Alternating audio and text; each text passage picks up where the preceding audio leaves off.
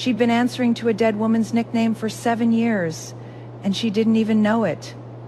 It hit her on a Tuesday, of all days. Not in some dramatic, rain-soaked confrontation, not through a lipstick stain on a collar or a hotel receipt left in a pocket. It came from a barista in a coffee shop, 3 blocks from her apartment. A college kid with a nose ring who squinted at her and said, "Oh wow, you look just like the girl in that photo, Serena, right? The one Mr. Chen keeps on his phone." Vivian had smiled politely, the way she always did when strangers said strange things. She'd taken her coffee, she'd walked outside, and then she'd stood on the sidewalk for a full 90 seconds, perfectly still, while the entire architecture of her marriage quietly collapsed inside her chest. Serena, she knew that name. Of course she knew that name. Serena was Tyler's college girlfriend, the one who died in a car accident the year before Vivian met him. He told her about it on their 3rd date, eyes red, voice cracking, the kind of vulnerability that makes a 24-year-old woman think, "I can heal him." She'd held his hand across the table and said, "You don't have to carry that alone anymore." What a generous, stupid thing to say, because now, standing outside that coffee shop with lukewarm coffee burning through the paper cup, Vivian was doing the math she'd never thought to do before. The nickname he'd given her, Viv, she'd always thought it was just a shortening of Vivian. But Serena's last name was Viveros. Her friends had called her Viv, the same haircut he'd suggested she try 3 months into dating. The same shade of lipstick he'd bought her every birthday. The way he'd once, half asleep, murmured a sentence into her hair that she couldn't quite catch, and she'd thought it was sweet, thought he was dreaming of her. 7 years. She had spent 7 years being a carefully curated echo of a dead woman, and she hadn't even been told she was auditioning. She didn't cry. That surprised her. She thought she would. She'd always been the kind of person who cried at commercials, at wedding speeches, at the ugly parts of love. But standing there, with the coffee going cold and the city moving around her like she was a stone in a river, she felt something much worse than sadness. She felt clarity. Her phone was in her hand before she'd made a conscious decision. She scrolled past Tyler's name, not yet, not him, and found the number she hadn't called in over a year. Aunt Margot, her father's sister, the one who'd moved to the East Coast after the funeral, the one who'd said at every holiday, "There is always a room for you here. Vivian, always." It rang twice. Vivian, Aunt Margot's voice was warm and startled at the same time. "Is everything all right? You said there is always a room." A pause, not a hesitation. Aunt Margot never hesitated, but a recalibration. The sound of a woman who understood that some phone calls change everything. There always is. "I am coming, I just need a week to sort things out. Take whatever time you need, I'll be here." Vivian hung up. She threw the coffee in the trash. She drove home. By the time Tyler walked through the door that evening, the apartment smelled like garlic and rosemary, and Vivian was plating pasta like nothing had happened. He kissed her on the temple, always the temple, never the mouth, she realized now, and said, "Smells amazing, Viv." Viv, she served him dinner. She asked about his day. She laughed at his story about a client who couldn't read a contract. She poured him a second glass of wine and watched him drink it. And she studied his face the way you study. A painting you've just been told is a forgery. He looked the same. That was the cruelest part. He looked exactly like the man she'd loved for 7 years. Because the lie wasn't in his face, it was in hers. The face he'd chosen because it reminded him of someone else. After he fell asleep, Vivian sat on the edge of the bathtub with the door locked and her hands pressed flat against her knees. She did not cry. She made a list in her head: lawyer, lease, bank account, suitcase. She gave herself 7 days, 1 day for every year she'd lost. Then she turned off the light and climbed into bed beside a man who had never once, in 7 years, actually seen her. The bracelet was still warm on her wrist when she found out he'd spent the whole night talking to someone else. It was day 6 of her. Tyler had come home the previous evening with a small velvet box, and that particular smile he wore when he wanted credit for being thoughtful. "Saw this and thought of you," he'd said, fastening a thin gold chain around her wrist. Vivian had looked down at it, delicate, pretty, not her taste at all, and said, "Thank you, because that is what 7 years of training teaches you. You say thank you. You smile. You wear the thing." She'd woken at 2 a.m. to use the bathroom and noticed the blue glow of his phone screen bleeding out from under his pillow. He was asleep, or she didn't touch the phone. She didn't need to. The screen was angled just enough for her to see the call log, a FaceTime session with a contact saved as Ease. Started at 11:47 p.m., ended at 3:12 a.m. the night before. 3 hours and 25 minutes, while she'd been sleeping 6 inches away from him. Vivian went to the bathroom, washed her hands, and came. She lay in the dark with her eyes open and her breathing steady. And she thought, 5 more days. Day 5 brought the dress. Tyler's firm was hosting a client dinner, and he'd asked her to come. "Wear something nice," he'd said, which was his way of saying, "Wear something I pick." She'd agreed because she was still playing the part, still running out the clock. But when she walked into the restaurant on his arm, black dress, hair pinned up the way he liked, she saw her. Serena was alive. Not the Serena from the car accident story. That Serena Vivian had since learned from a single careful internet search had never died at all. She'd moved abroad after college, come back 2 years ago, and was now a junior partner at a consulting firm that did regular business with Tyler's company.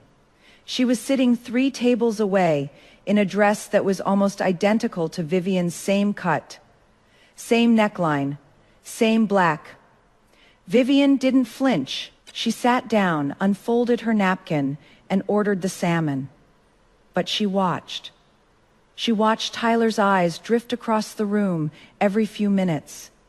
She watched Serena tuck her hair behind her ear in a gesture that Vivian recognized because she'd been taught to do the same thing. She watched the way they didn't look at each other, which was more telling than if they had, because 2 people who truly have nothing to hide don't work that hard at pretending the other person isn't there.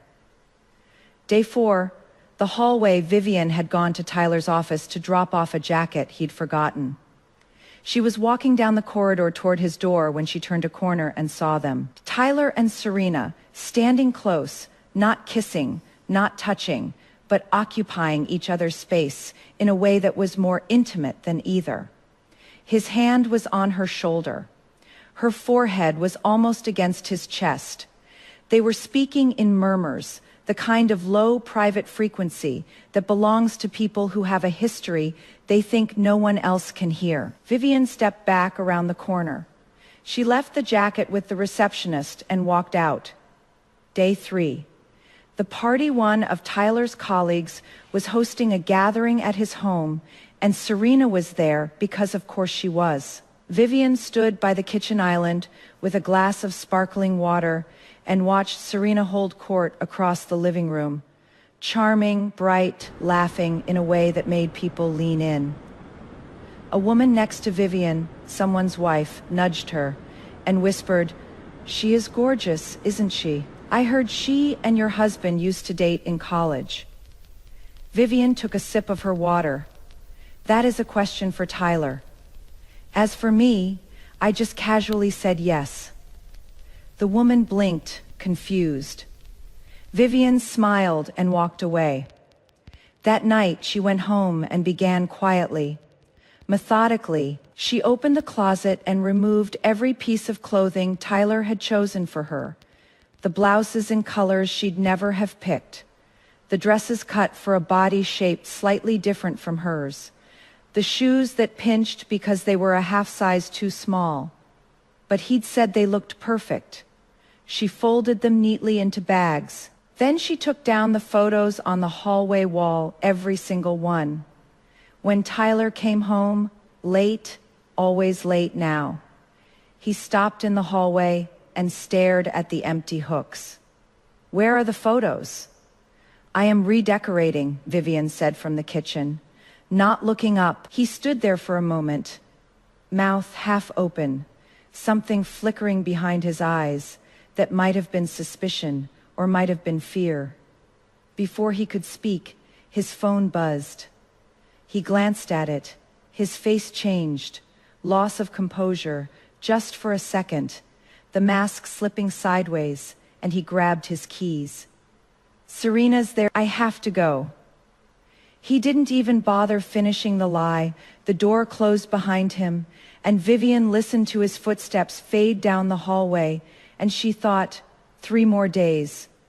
She picked up another photo frame, the two of them in Paris, her smiling, him looking just past her shoulder, and placed it face down in the box. The fire started at 3:47 in the afternoon, and the only person who told her to run back inside was the woman who wanted her dead. Day 2, Vivian had spent the morning at a lawyer's office, signing papers she should have signed years ago: separation of assets, lease termination, a clean, legal uncoupling that would take effect the moment she was ready to file. The lawyer, a no-nonsense woman with reading glasses on a chain, had looked at her across the desk and said, "You are very calm for someone ending a 7-year marriage." Vivian had smiled and said, "I've had time to prepare." By afternoon, she needed air. She walked to the old part of downtown, the stretch of blocks with the vintage theater and the used bookstores and the Italian place where she and Tyler had their first date. She hadn't planned to go there. Her feet just knew the route. She was passing the restaurant when she heard his voice. Through the window, half hidden by a potted plant that had seen better days, Tyler was sitting across from Serena at a corner table. He was leaning forward, both hands wrapped around hers, speaking in that low, urgent tone Vivian recognized, the one he used when he was trying to fix something, to smooth something over, to make someone stay. Serena was crying, delicately, the kind of crying that looks beautiful instead of broken. Tyler reached across and wiped her cheek with his thumb. Vivian watched for exactly 3 seconds. Then she turned and kept walking. She ended up at the old theater 2 blocks down. It was a relic, crumbling marquee, velvet seats worn thin, the kind of place that survived on nostalgia and community fundraisers. They were setting up for some kind of event, and the side door was propped open. Vivian wandered in because she had nowhere else to be, and because the darkness inside felt honest. She was standing in the back of the auditorium, looking up at the water-stained ceiling when she smelled smoke. It happened fast. One moment the air was dusty and still. The next, something electrical popped behind the stage wall, and a line of flame crawled up the old curtain like a living thing. People started shouting. The handful of workers inside began moving toward the exits. Vivian turned and headed for the side door she'd come through. She was outside, coughing, eyes watering, when Serena appeared. Later, Vivian would try to reconstruct how Serena had gotten there, how she'd known where Vivian was, whether she'd followed her from the restaurant. But in the moment, all she registered was Serena's face, flushed, wide-eyed, convincing. "There is a girl still inside," Serena said, grabbing Vivian's arm. "I saw her. She went toward the back. She is just a kid. She was scared. She ran the wrong way." Vivian didn't think. That was the thing about being someone who'd spent 7 years putting other people first. The instinct was automatic. She turned around and went back in. The smoke was thicker now, black and chemical, the kind that comes from old wiring and older paint. She covered her mouth with her sleeve and pushed through the auditorium, calling out, checking behind seats, behind the stage curtain, in the narrow hallway that led to the dressing rooms. There was no girl. There was no one. The building was empty except for Vivian and the fire. And by the time she realized she'd been lied to, the side door she'd come through was blocked by a fallen beam. She got out through a window. She didn't remember it clearly afterward. Just the heat, the sound of glass, the feeling of pavement under her palms and knees. A stagehand found her on the sidewalk, bleeding from a cut on her forehead and coughing so hard she couldn't speak. And then she looked up and saw them, across the street, on a bench in front of the bookstore. Tyler was pressing a bag of ice to Serena's wrist. Serena was leaning into him, her face buried in his shoulder, trembling or performing trembling, which by now Vivian understood was the same thing. Tyler was murmuring to her, stroking her hair, completely absorbed. He hadn't even looked for Vivian. Something broke open inside her. Not sadness that had burned away in the building. Something older, harder, the last structural support of a thing she'd been holding up for 7 years. She walked across the street. Tyler looked up, startled, as if he'd forgotten she existed, which, in a way, he had before he could speak. Vivian slapped Serena across the face. The sound was sharp and clean, like a branch snapping.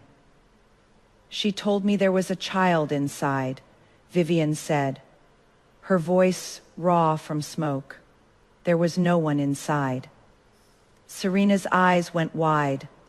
Loss of composure, real this time, not performed, and she stumbled backward. "I thought I was confused. The smoke." "Don't," Tyler stepped between them. "Vivian, what the hell are you?" He pushed her. Not hard, not with intent to injure, but enough. Enough to send her stumbling backward, enough for her palms to hit the pavement again. Enough for her to look up at him from the ground and see with perfect clarity which woman he'd chosen to protect. He took Serena by the arm and walked her to his car. He didn't look back. The stagehand, a kid, maybe 20, with soot on his face and panic in his eyes, helped Vivian up and called an ambulance. She sat in the back of it while a paramedic cleaned the cut on her forehead and checked her lungs and asked her if there was someone they should call. She said no, at the hospital. They kept her for 2 hours. Minor smoke inhalation, superficial lacerations, a bruised knee from the fall, nothing that would kill her, everything that would scar. She discharged herself at 9 p.m. She took a cab home. The apartment was empty. Tyler was still with Serena, wherever Serena needed him to be. Vivian walked through the rooms one last time. She picked up her suitcase, already packed, waiting by the bedroom door like a patient friend. On the kitchen counter, she left a note. 2 words, written in the steady hand of a woman who had already left long before her body followed. "We're done." She blocked his number in the elevator. She deleted his contact in the cab. By the time Tyler came home to an empty apartment and a 2-word note, Vivian was 30,000 feet in the air, watching city lights shrink to pinpricks below her, flying east toward a room that had always been waiting.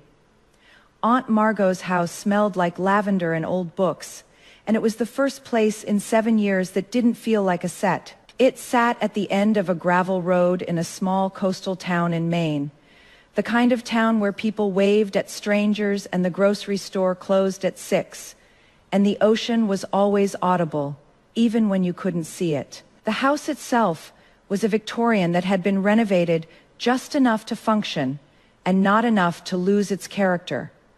Creaking floors, drafty windows, a kitchen with copper pots hanging from a rack that Margot had installed herself. Vivian arrived at 1 a.m. Margot was waiting on the porch in a bathrobe and rubber boots, holding a mug of tea that she pressed into Vivian's hands before saying a single word. They stood there for a moment, the 2 of them, listening to the waves in the dark.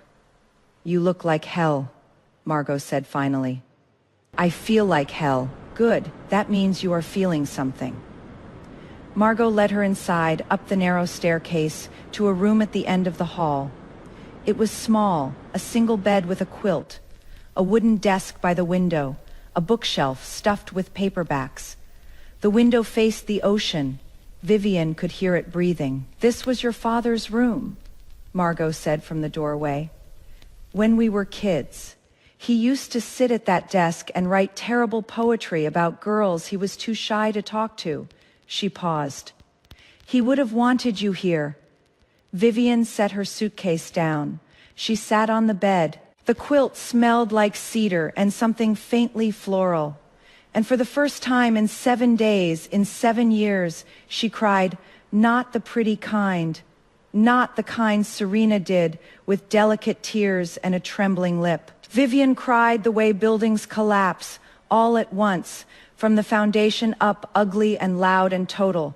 She cried until her ribs ached, and her throat was raw, and the pillow was soaked through. Margot sat beside her and said nothing, just rested a hand on her back, steady as a heartbeat. When it was over, Vivian slept for 14 hours. She woke to sunlight and the smell of bacon downstairs. Margot was at the stove, flipping eggs with the efficiency of someone who'd been feeding people her whole life. The kitchen table was set for 2 mismatched plates, cloth napkins, a jar of wildflowers in the center that looked like they'd been picked that morning. "Sit," Margot said. "Eat, talk when you are ready." Vivian sat, she ate. She wasn't ready, but the food helped. The silence helped more. Margot didn't ask questions. She didn't offer advice or platitudes or the kind of well-meaning commentary that makes grief feel like a performance. She just moved around the kitchen, washing dishes, humming something Vivian half recognized, letting the morning be what it was. It was 3 days before Vivian told her everything. They were sitting on the back porch, watching the tide come in, wrapped in blankets, because the Maine coast in early spring was beautiful and merciless. Vivian started with the barista and the name and the coffee going cold on the sidewalk. And she didn't stop until she'd reached the fire and the note and the airplane and the 30,000 feet of distance that still didn't feel like enough. Margot listened without interrupting. When Vivian finished, the older woman was quiet for a long time, watching the waves fold over themselves. "Your father," she said finally, "was the kindest man I ever knew. Too kind sometimes. He had this habit of seeing the best in people, even when they were showing him the worst. He'd make excuses for it. He'd bend himself into shapes that didn't fit just to make someone else comfortable." She turned to look at Vivian. "You inherited that. It is a beautiful quality. It is also a dangerous one." "I don't feel kind," Vivian said. "I feel stupid. Those aren't the same thing, and you know it." Margot pulled her blanket tighter. "You weren't stupid, Vivian. You were loyal to someone who didn't deserve it. There is a difference. Stupid is not learning. You learned, you left. That is not stupidity. That is courage with a delayed fuse." Vivian almost smiled. "Almost? What do I do now? Whatever you want. That is the whole point. I don't know what I want. I haven't known what I want in 7 years. Every preference I have, my haircut, my clothes, the way I take my coffee, I don't know if any of it is mine. He shaped everything. He chose everything. I don't even know if I like salmon or if I just ordered it because he told me I did." Margot stood up, disappeared inside, and came back with 2 things, a blank notebook and a pen. "Start here," she said, placing them in Vivian's lap. "Write down everything you know about yourself that has nothing to do with him. It doesn't matter how small, your favorite, a song you loved before you met him, the name of your childhood dog, anything that is yours." Vivian opened the notebook. She stared at the blank page for a long time. Then she wrote, "I like the sound of the ocean at night." It was the first true thing she'd said in 7 years, and it was hers. The days took on a rhythm. Mornings, coffee on the porch, watching the fishing boats go out. Mid-morning, a walk along the coastal path, sometimes alone, sometimes with Margot, who had the stamina of a woman half her age and the conversational style of someone who understood that silence was a language too. Afternoons, the notebook, evenings, cooking together, eating together, sitting by the fire while Margot read and Vivian stared at the flames and tried to remember who she'd been before Tyler had started editing her. The notebook filled slowly. Some entries were simple. I like thunderstorms. I hate the color beige. I wanted to be a veterinarian when I was 12. Me favorite book is still the one Dad read to me, The Secret Garden. Others were harder. I don't know if I want children. He always said we would. I never said I did. I used to paint watercolors. I stopped because he said the apartment smelled like turpentine. I think I am funny. I think I stopped being funny because he never laughed. And one, written late at night with the ocean roaring outside. I think I loved him. I think he loved an idea. I don't think those are the same thing.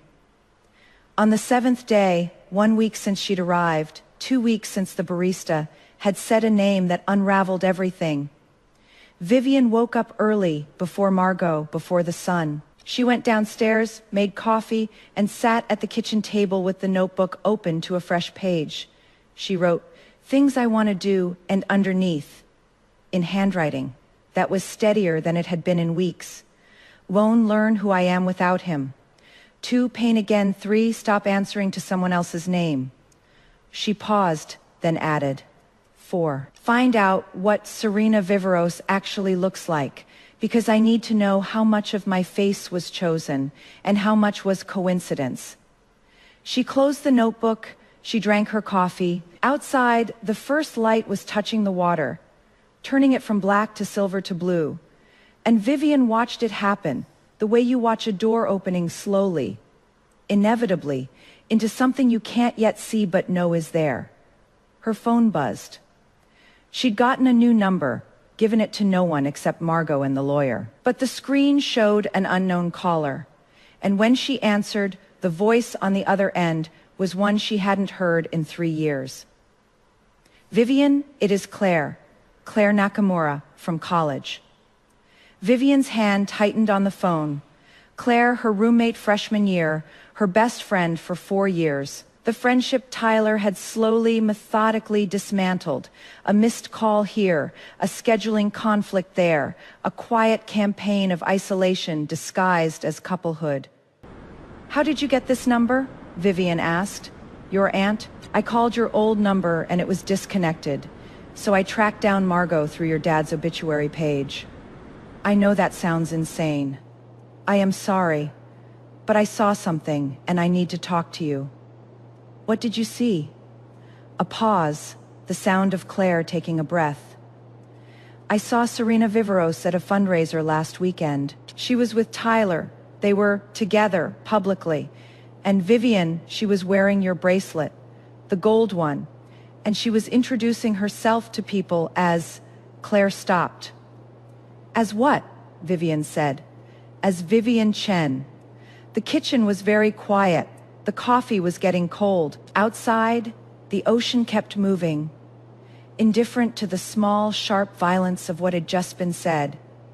Vivian closed her eyes. "Tell me everything," she said. Claire talked for 47 minutes. Vivian didn't interrupt once. The fundraiser had been for a children's literacy nonprofit, the kind of event where people in expensive clothes wrote checks to feel better about themselves and then drank champagne until they forgot the amount. Claire had gone because her firm was a sponsor. She'd been standing near the silent auction table, bidding on a weekend in the Berkshires she couldn't afford when she heard it. "Hi, I am Vivian Chen. My husband Tyler and I are so thrilled to support this cause." Claire had turned around and seen a woman she didn't recognize wearing a face. She almost did. Serena Viveros, though Claire didn't know her name yet, was standing at the center of a small circle of donors, her hand resting on Tyler's arm with the casual possessiveness of someone who'd been practicing the gesture. She was wearing the gold bracelet. She was wearing a black dress with the same cut Vivian always wore. Her hair was pinned up the same way, and she was smiling Vivian's smile, not a copy. Exactly, but a translation, the way a cover song captures the melody while missing the soul. "I thought I was losing my mind," Claire said. "I thought maybe you'd changed, surgery or weight loss or something. But then I got closer and I realized it wasn't you. It was someone who was trying to be you." And Tyler was standing right there, introducing her to people. And nobody questioned it because nobody in that room had ever met the real Vivian Chen. "How many people were there?" Vivian asked. 200, maybe more. Major donors, board members, press. There was a photographer from the society page. So there are photos. I took screenshots before they could scrub them. I am sending them now. Vivian's phone buzzed. She opened the images one by one, and each one was a small, precise wound. The first, Serena and Tyler at the entrance, her hand in his, both of them smiling for the camera. The caption read, "Tyler and Vivian Chen, longtime supporters of the Children's Literacy Alliance." The second, Serena alone, holding a glass of wine, laughing at something off camera. She was wearing pearl earrings that Vivian recognized. They'd been a gift from Tyler's mother, given to Vivian, taken back, apparently without anyone noticing. The third, a group shot. Serena standing between two women Vivian had never met, all three of them leaning in like old friends. Serena's posture was perfect. Shoulders back, chin slightly lifted, the exact stance Tyler had spent years coaching Vivian into stand up straight. You look better when you stand up straight.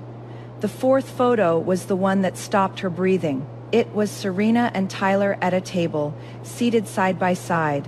Serena was looking at the camera, but Tyler was looking at her, at Serena, with an expression Vivian had never seen on his face in 7 years of marriage. It wasn't love.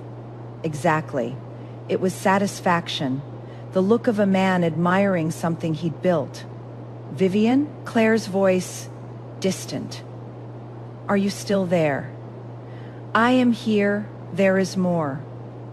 After the event, I did some digging. Tyler's been taking her everywhere. Dinners, client meetings, his firm's annual retreat. He has introduced her as his wife to at least 3 different social circles. And she is Vivian. She is living in your apartment. Or apartment. Your apartment. The lease is in your name. I checked. Vivian set the phone down on the table. She looked at the photos again.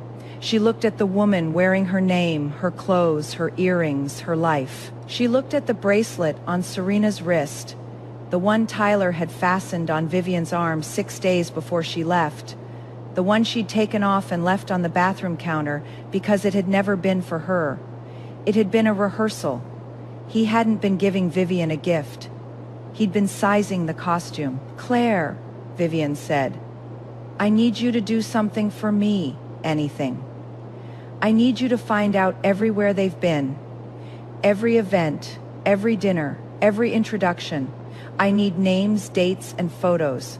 Can you do that?" "I've already started. I have a friend at the society desk at the Herald. She owes me a favor." "Good." And Claire, "Yeah, thank you for calling. Thank you for not forgetting me." A pause. When Claire spoke again, her voice was thick. "I never forgot you, Viv. He just made it really hard to reach you." Vivian hung up and sat in the kitchen for a long time. The coffee was cold. The sun was fully up now, painting the room in shades of gold that felt unearned. She could hear Margot moving around upstairs, the creak of floorboards, the sound of a drawer opening and closing, the small domestic noises of a life lived without performance. When Margot came downstairs, she took one look at Vivian's face and put the kettle on without asking. "Tell me," she said. Vivian told her. Margot listened, her hands wrapped around her own mug, her expression shifting from confusion to disbelief to something cold and focused that Vivian had never seen on her aunt's face before. "He replaced you," Margot said when Vivian finished. It wasn't a question. "He didn't replace me," he continued. He took everything he spent 7 years building, the way I dressed, the way I stood, the way I smiled at strangers, and he put it on someone else. I wasn't his wife. I was a prototype." Margot was quiet for a moment. Then she said, very carefully, "What are you going to do?" "I don't know yet." "That is a lie. You know exactly what you are going to do. You've known since you heard her say your name." Vivian looked at her aunt. Margot looked back, steady, unflinching, with the same eyes Vivian's father had, dark brown, warm, capable of seeing through every wall you tried to build. "I am going to take my name back," Vivian said. "How?" "I am going to walk into a room where she is pretending to be me, and I am going to introduce myself." Margot nodded slowly. And then I am going to watch them both try to explain." The plan took shape over the next week, and it was Claire who provided the opportunity. The Children's Literacy Alliance was hosting its annual gala in 3 weeks, a black tie event at the Whitfield Hotel in Boston, 500 guests, press coverage, the full machinery of high society philanthropy. Tyler and Vivian were on the guest list. They'd purchased a table for 10. They were listed as co-chairs of the silent auction committee. "He is in deep," Claire said over the phone. "This isn't a casual thing. He has built an entire social identity around her being you. She has business cards, she has a LinkedIn profile under your name. A LinkedIn profile with your photo, your old headshot from the university website. She must have found it archived somewhere." Vivian felt something tighten in her chest. Not pain, not anger, but something architectural. The feeling of a structure being tested, load-bearing walls under pressure. The moment before you find out whether the building holds or falls. "I need an invitation to the gala." "Already done. My firm has a table. You are my +1. I listed you under a different name, Vivian Margot Hartley. Your mother's maiden name, right?" "Right." "Nobody will connect it. You'll be just another guest." "Until I am not." Claire paused. "Viv, are you sure about this? You could just... The lawyer could handle it. The identity theft alone is a federal offense. You could let the system. The system doesn't know what it feels like to see someone else wearing your face. I need to be in that room. I need him to see me. I need her to see me." And then what? Vivian thought about the notebook upstairs, the list of things she wanted. The first entry, "Learn who I am without him." She thought about the woman in the photos, wearing her name like a borrowed coat, and she thought about the 7 years she'd spent being shaped and edited and refined into someone else's vision of a wife. And she thought about the fire and the lie and the empty hallway where her photos used to hang. And then, Vivian said, "I am going to show every person in that room the difference between the woman he built and the woman I actually am." She started painting again. It happened on a Tuesday without ceremony. Margot had a set of watercolors in the attic. Old ones, the pigments slightly dried, the brushes stiff from years of disuse. Vivian carried them down to the back porch, set up a glass of water, and stared at the blank paper for 20 minutes. Then she painted the ocean. Not well, not beautifully. The colors bled where they shouldn't have, and the horizon line was crooked, and the waves looked more like bruises than water. But it was hers. Every clumsy stroke, every imperfect choice, every shade of blue that didn't match the real thing but matched the way she felt about the real thing, it was hers. She painted every day after that. The ocean, the house, Margot's hands around a coffee mug, the view from her father's window at dawn. She painted badly, and then less badly. And then, on some days, with a raw, unpolished honesty that surprised her. She wasn't good. She didn't need to be good. She needed to be hers. On the 14th day, she painted a self-portrait. She sat in front of the bathroom mirror and looked at herself, really looked, for the first time in years. The cut on her forehead had healed into a thin pink line. Her hair, freed from the style Tyler preferred, had started to curl at the ends the way it naturally did. She was thinner than she should have been, and there were shadows under her eyes that hadn't been there a month ago, but her face was her face, and no one else was wearing it. She painted what she saw, not what Tyler would have wanted her to see. Not the version that stood up straight and smiled on command and ordered the salmon. The real one, the one with the scar and the messy hair and the eyes that had seen a fire and walked through it. When she was done, she pinned the portrait to the wall above the desk in her father's room. It wasn't beautiful. It was true. And for the first time in 7 years, Vivian Chen looked at an image of herself and recognized the woman looking back. 3 days before the gala, a package arrived. It was addressed to Vivian Margot Hartley, care of Margot's address. Inside was a dress, not black, not the cut Tyler would have chosen. Not anything that belonged to the woman Serena was pretending to be. It was deep red, floor length, with a neckline that Vivian had picked herself from a website she'd found at 2 a.m. while everyone else was sleeping. It fit perfectly. It fit like it had been waiting for her. She tried it on in front of the bathroom mirror. The woman looking back was not the woman who had left New York 3 weeks ago. She was not the woman who had ordered salmon at a client dinner. She was not the woman who had been pushed to the ground by the man who was supposed to protect her. She was someone new, or someone old, or someone who had always been there underneath the edits, waiting for the draft to be thrown away. Vivian looked at herself in the red dress, and she smiled, not the smile Tyler had taught her.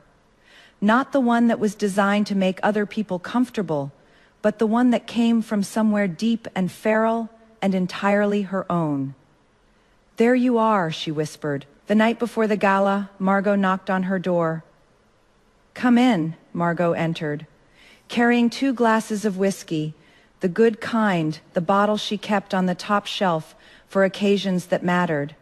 She handed one to Vivian and sat on the edge of the bed. "I want to tell you something," Margot said, "and I want you to hear it, really hear it, before you walk into that room tomorrow." "Okay. Your father spent his whole life being gentle. It was his gift and his curse. He was gentle with your mother, even when she didn't deserve it. He was gentle with me, even when I was impossible. He was gentle with the world, and the world took advantage of that gentleness over and over, because the world mistakes kindness for weakness and softness for surrender." Margot took a sip of whiskey. "You have his gentleness, Vivian, but you also have something he never did. You have your mother's fire. I watched you walk into this house 3 weeks ago, broken and burned and bleeding. And I watched you put yourself back together piece by piece. And I want you to know what you are about to do tomorrow isn't revenge. It is not anger. It is not even justice." "What is it?" Margot looked at her with those dark brown eyes, steady as the tide. "It is reclamation." They clinked glasses they drank outside. The ocean kept its rhythm, indifferent and eternal. And somewhere in Boston, in an apartment that still had Vivian's name on the lease, a woman was trying on a black dress and practicing a smile that didn't belong to her. Tomorrow, Vivian would walk into the Whitfield Hotel in a red dress and her own name, and she would set the record straight. But tonight she sat with her aunt and drank whiskey and listened to the waves, and she was, for the first time in 7 years, exactly where she was supposed to be. The Whitfield Hotel was the kind of place that had been designed to make marble floors, crystal chandeliers, ceilings high enough to echo, and a grand ballroom that could hold 500 people and still make each one feel like they were the center of the room. It was old money architecture, built to impress, maintained to intimidate, and tonight dressed in white flowers and soft gold lighting for the Children's Literacy Alliance's annual gala. Vivian arrived at 7:15, 15 minutes after doors opened.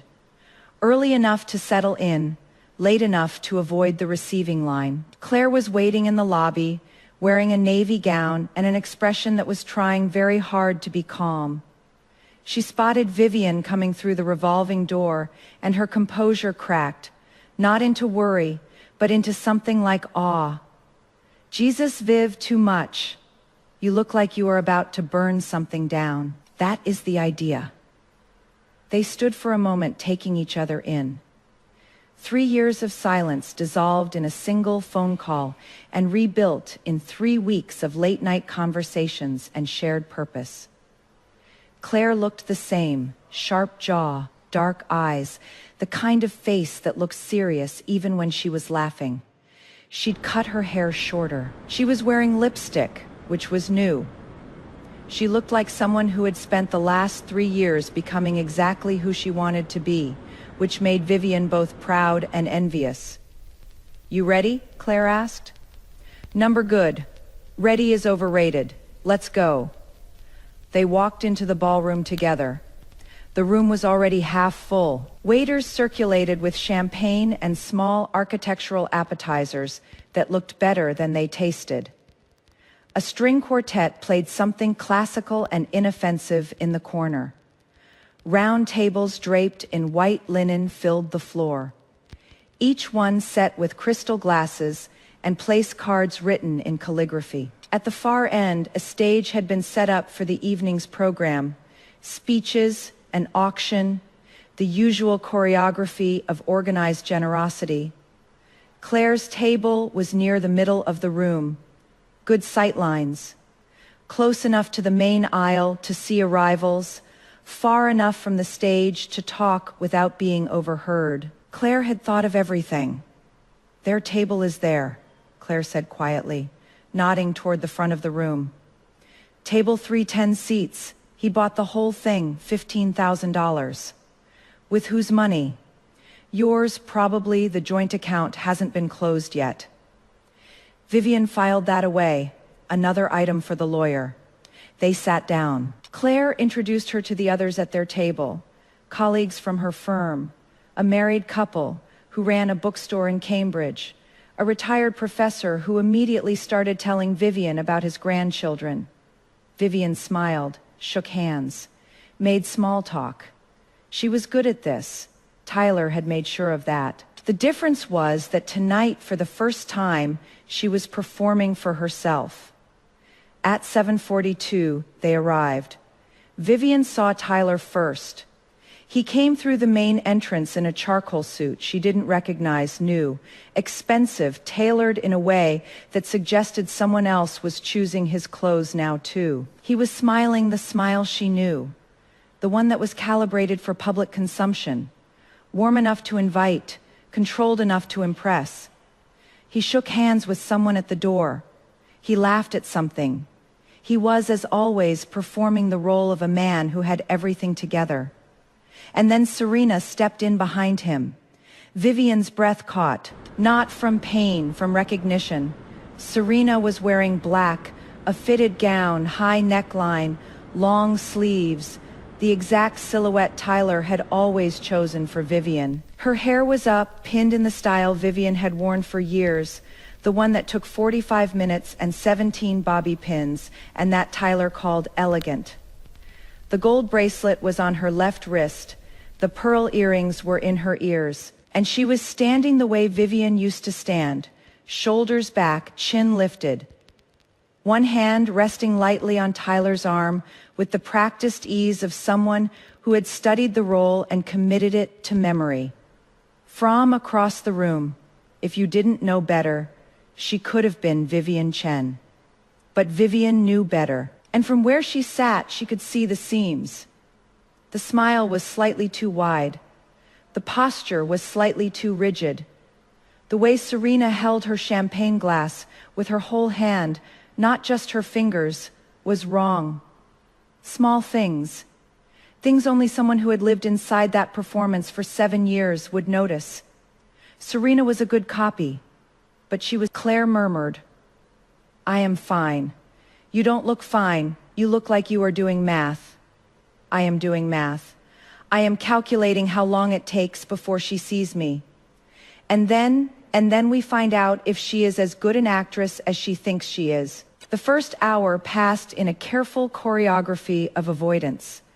Vivian stayed at her table, talked to the professor, bid on a silent auction item she didn't want, a weekend at a vineyard in Napa, and watched. She watched Tyler work the room the way he always did, moving from group to group with the fluid confidence of a man who believed every room was his. She watched Serena beside him, mirroring his movements, laughing when he laughed, touching his arm at the right moments, playing the role with the dedication of an understudy who'd finally gotten the lead. She watched people accept it. That was the part that hurt, not the deception itself, but how easily it worked. No one questioned, no one looked twice. Serena said, "I am Vivian Chen," and people smiled and shook her hand and moved on, because why would anyone lie about something so fundamental? Tyler and Serena were exploiting that assumption with surgical precision. At 8:30, the program began. The executive director of the Alliance gave a speech about literacy rates and childhood development, and the transformative power of reading. A video played children in classrooms, volunteers in libraries, the usual montage of impact designed to open wallets. Then the auction started, and the energy in the room shifted from philanthropic to competitive, which was, Vivian suspected. The point Tyler bid on a painting. Serena bid on a vacation package. They did it publicly, raising their paddles with the casual authority of people who wanted to be seen spending money. The auctioneer called them by name. "Thank you, Mr. and Mrs. Chen." And Vivian felt something tighten in her jaw. Mrs. Chen. She had never taken his name. They'd discussed it before the wedding, and Vivian had decided to keep her own. Chen was her father's name, and she wasn't ready to let it go. Tyler had agreed, or seemed to. But now, in this room, with this woman, he'd finally gotten what he wanted. A wife who would take his name, wear his choices, and never push back.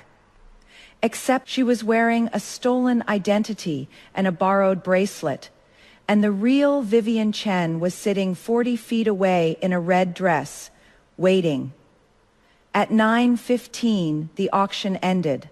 The lights came up slightly. The string quartet resumed. People stood, stretched, began circulating again. This was the moment, the loose social hour between the program and dessert, when people moved freely and conversations happened by accident. Vivian stood up. "Now," Claire asked. "Now, I am coming with you. Number, I need to do this alone." Claire looked at her for a long moment. Then she reached into her clutch and pulled out a small envelope. "What is this?" Vivian asked. "Insurance, open it if things go sideways." Vivian tucked the envelope into her purse. She squeezed Claire's hand once hard, quick, the way you grip something before jumping, and then she walked across the ballroom floor toward table 3. She didn't rush. She moved through the crowd, the way water moves through rock, steady, patient, inevitable. She accepted a glass of champagne from a passing waiter, not because she wanted it, but because it gave her hands something to do. She smiled at strangers. She nodded at people she didn't know.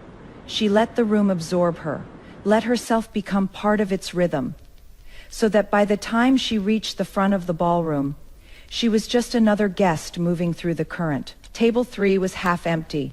Most of its occupants had scattered into the crowd, networking, drinking, performing the rituals of social currency. Two women remained, deep in conversation about a school board election. Tyler's chair was pushed back, his napkin folded on the table. Serena's seat was empty too, her clutch left behind to mark her place, a small black bag with a gold clasp that Vivian recognized because she'd owned the same one, because it was the same one. Vivian scanned the room, found Tyler first. He was near the bar talking to a man in a gray suit, gesturing with the easy authority of someone making a point he expected to win. Then she found Serena. She was standing alone near the silent auction table, studying the bid sheets with a glass of white wine in her hand. Her back was to the room. From this angle, Vivian could see the clasp of the gold bracelet, the line of her neck, the precise architecture of the updo that had taken 45 minutes and 17 bobby pins. Vivian walked toward her, 10 feet, 5 threes. She stopped beside Serena and looked down at the bid sheet. It was for a weekend in Martha's Vineyard. The current high bid was $4,000, written in handwriting that Vivian didn't recognize under a name she did, Vivian Chen. "Beautiful lot," Vivian said. Serena looked up, smiled. The automatic, social smile of someone being polite to a stranger. "It really is. We went to the vineyard last summer, and it was just," she stopped. The smile didn't fade, it froze. Like a frame caught mid-projection, the image still there but the motion gone. Serena's eyes moved over Vivian's face quickly at first, then slowly, then with the dawning, catastrophic recognition of someone who has just seen a ghost walk into the room and pick up a glass of champagne. She knew, of course she knew. She'd studied Vivian's face, she'd memorized it. She'd spent months learning to replicate its expressions, its angles, its particular way of catching light. She knew Vivian's face better than most people knew their own, because she'd made it her job to become it. And now the original was standing 3 feet away, in a red dress, with a scar on her forehead, and a look in her eyes that was nothing like anything Serena had practiced in the mirror. "Hi," Vivian said. "I am Vivian Chen." Serena's wine glass trembled, just slightly, just enough. I am sorry. Vivian Chen, that is my name. I think you've been using it." The color left Serena's face in stages, first the cheeks, then the lips, then the skin around her eyes, until she looked like a photograph that had been left in the sun too long. She opened her mouth, closed it, opened it again. I don't know what you are talking about." "You do. You know exactly what I am talking about. You are wearing my bracelet. You are wearing my earrings. You are standing in a room full of people who think you are me, and you've been doing it for months." Vivian kept her voice low, steady, conversational. To anyone watching, they were two women having a pleasant chat by the auction table. "I am not here to make a scene. I am here to give you a choice." Serena's hand tightened on her wine glass. Her eyes darted to the left, toward the bar, toward Tyler, and Vivian saw the calculation happen in real time. The instinct to run, the instinct to call for help, the instinct to defer to the man who had built this situation and let him handle the fallout. "Don't," Vivian said quietly. "Don't look at him. Look at me.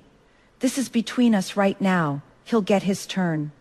Serena looked at her, and for the first time, Vivian saw something beneath the performance.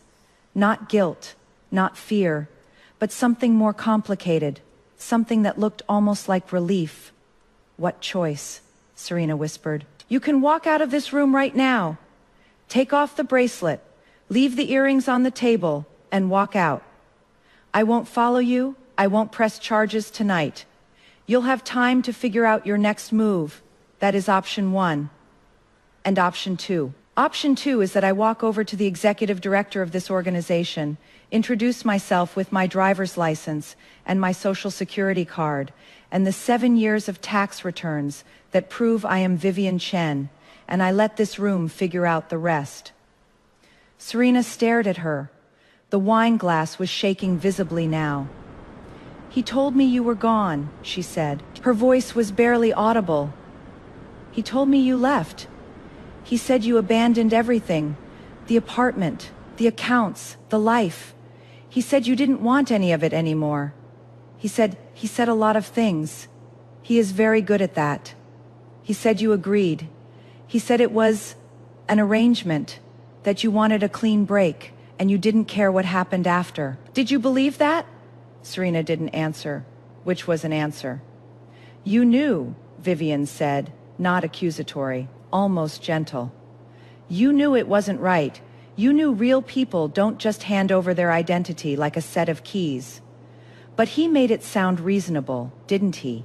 He made it sound like the logical thing. He is very good at making unreasonable things sound logical. I know. I lived with it for 7 years."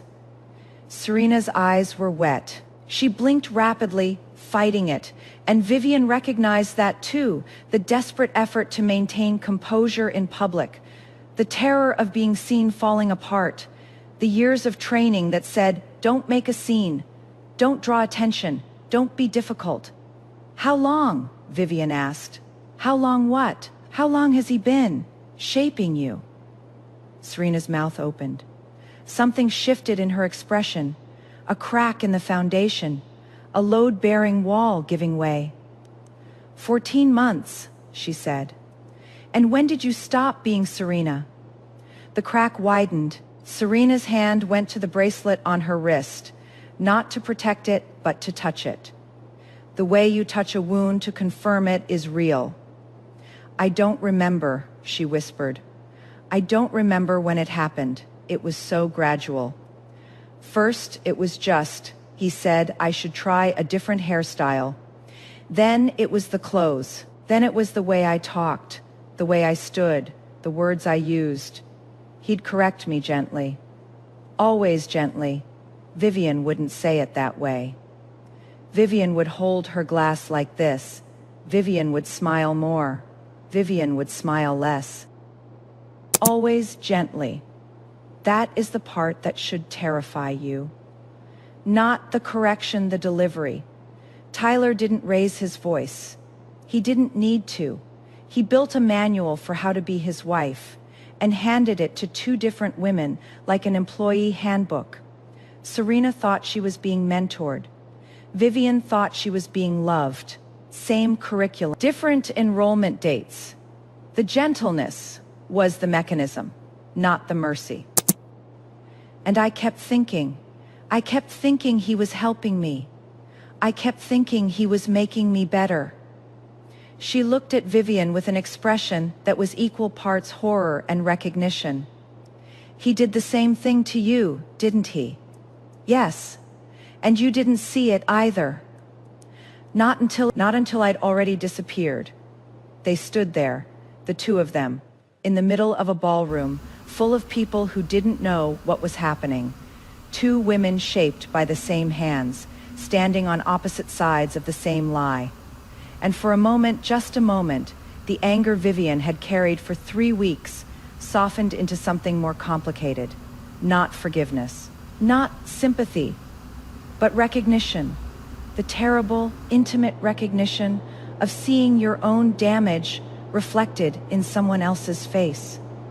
"He is coming," Serena said suddenly, her eyes fixed on something over Vivian's shoulder. Vivian didn't turn around. She didn't need to. She could feel it, the shift in the air, the particular displacement that Tyler created when he entered a space, the gravitational pull of a man who believed every room rearranged itself around him. "Serena," his voice, behind her, close. "Who is your friend?" Vivian turned around. Later, she would try to describe the look on Tyler's face and fail. It wasn't shock. Shock is sudden, involuntary, a reflex of the nervous system. This was something slower, something architectural. She watched the recognition build in his eyes the way you watch a crack spread across a wall, first a hairline fracture, then a split, Then the slow, irreversible understanding that the structure was compromised. He looked at her face. He looked at the scar on her forehead. He looked at the red dress, the wrong color, the wrong cut, the wrong everything. And she watched him try to process the fact that the woman standing in front of him was not the one he'd built. She was the one he'd broken. And she was still standing. "Vivian," he said, not a greeting, a diagnosis. The way a doctor says the name of a disease. "Hello, Tyler." The ballroom continued around them. The string quartet played, waiters circulated. 500 people drank champagne and bid on vacations and had no idea that at the silent auction table, a man was standing between two versions of the same lie. And both of them were looking at him with eyes that saw exactly what he was. "You look," he stopped, recalibrated. She could see him doing it, the rapid internal adjustment, the search for the right tone, the right angle, the right version of himself to deploy. He'd done this 1,000 times. He was a master of it. But tonight, for the first time, Vivian could see the machinery. "You look well, I am glad. I was worried about you." "Were you?" "Of course. You left so suddenly, I didn't know where you'd gone. I tried to. You tried to call me from a number I'd blocked. And when that didn't work, you moved another woman into my apartment and gave her my name. That is not worry, Tyler. That is replacement." His jaw tightened, barely perceptible. The micro-expression of a man who was not accustomed to being interrupted. "This isn't the place for this conversation," he said. Low, controlled. The voice he used when he wanted to sound reasonable while making you feel unreasonable. "You are right. This isn't the place. The place would have been our apartment 3 weeks ago, when you pushed me into a wall and I set fire to 7 years of lies. But you weren't interested in having the conversation then, so we're having it now." "Vivian, don't." The word came out sharp enough to cut. Serena flinched. Tyler didn't. "Don't say my name like that. Don't say it like it is something you own." "You don't own it. You never did. You just convinced me that you did. And when I stopped believing it, you found someone else to convince." She looked at Serena. Serena looked at the floor. "I am not here to fight with you," Vivian said, turning back to Tyler. "I am not here to scream or cry or give you the satisfaction of watching me fall apart in public. I am here to tell you, and everyone in this room, that my name is Vivian Chen, that I am the only Vivian Chen, and that the woman standing next to you is Serena Viveros. And she has been committing identity fraud at your direction for the past 14 months. Tyler's expression didn't change. That was the terror. His face remained perfectly composed. The slight smile, the relaxed shoulders, the steady eye contact.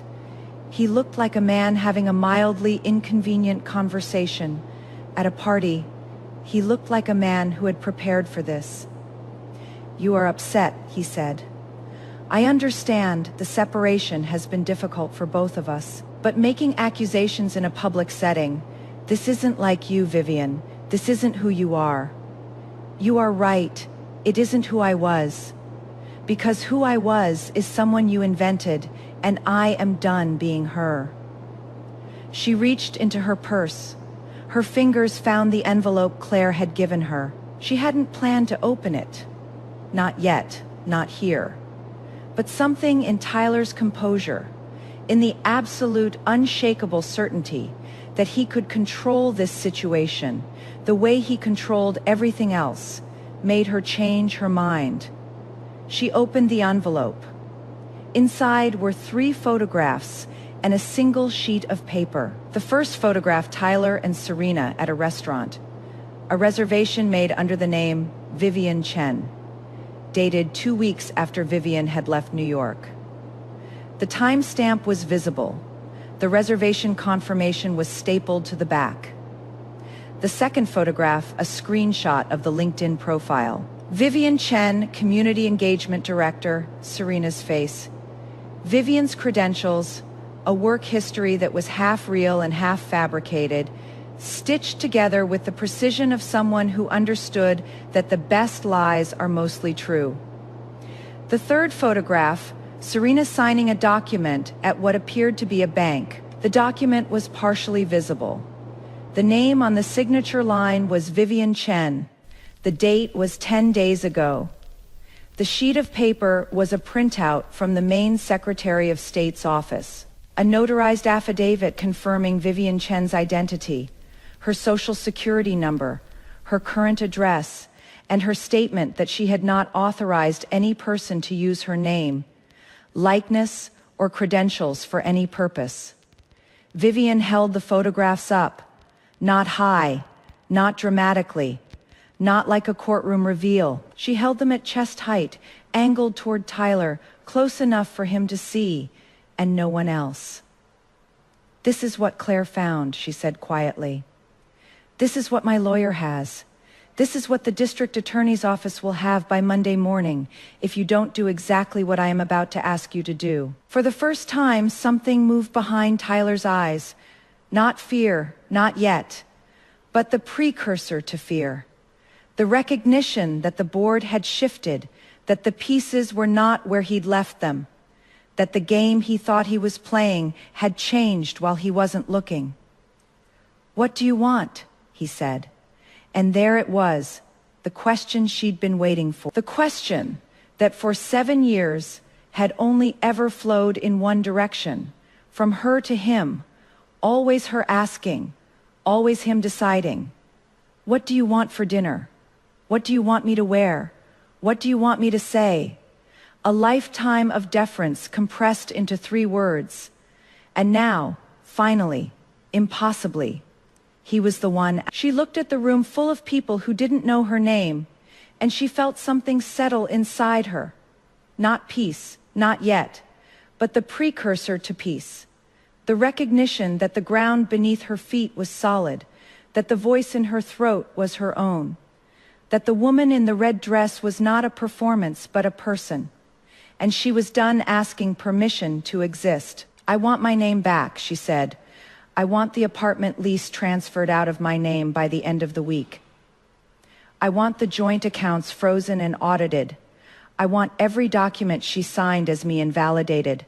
I want a public correction issued to every organization, every social circle, every person who was introduced to her as Vivian Chen. And I want you to look me in the eye and tell me the truth.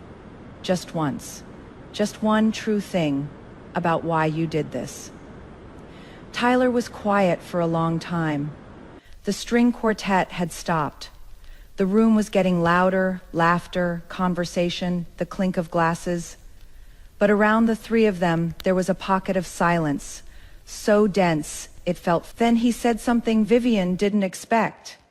"Because you were perfect." He said perfect, like it was a love letter. It was an autopsy report. Tyler wasn't confessing affection, he was mourning a product. 7 years of adjustments, corrections, and micro-edits. And when the finished piece walked out the door, his first instinct wasn't grief. It was waste management. He couldn't let the work go unfinished. So he cast a new lead. Same script, same stage directions, different actress. That is not love. That is manufacturing. She blinked. "You were perfect," he repeated. "The way you moved, the way you spoke, the way you made people feel when you walked into a room. I spent years getting it right.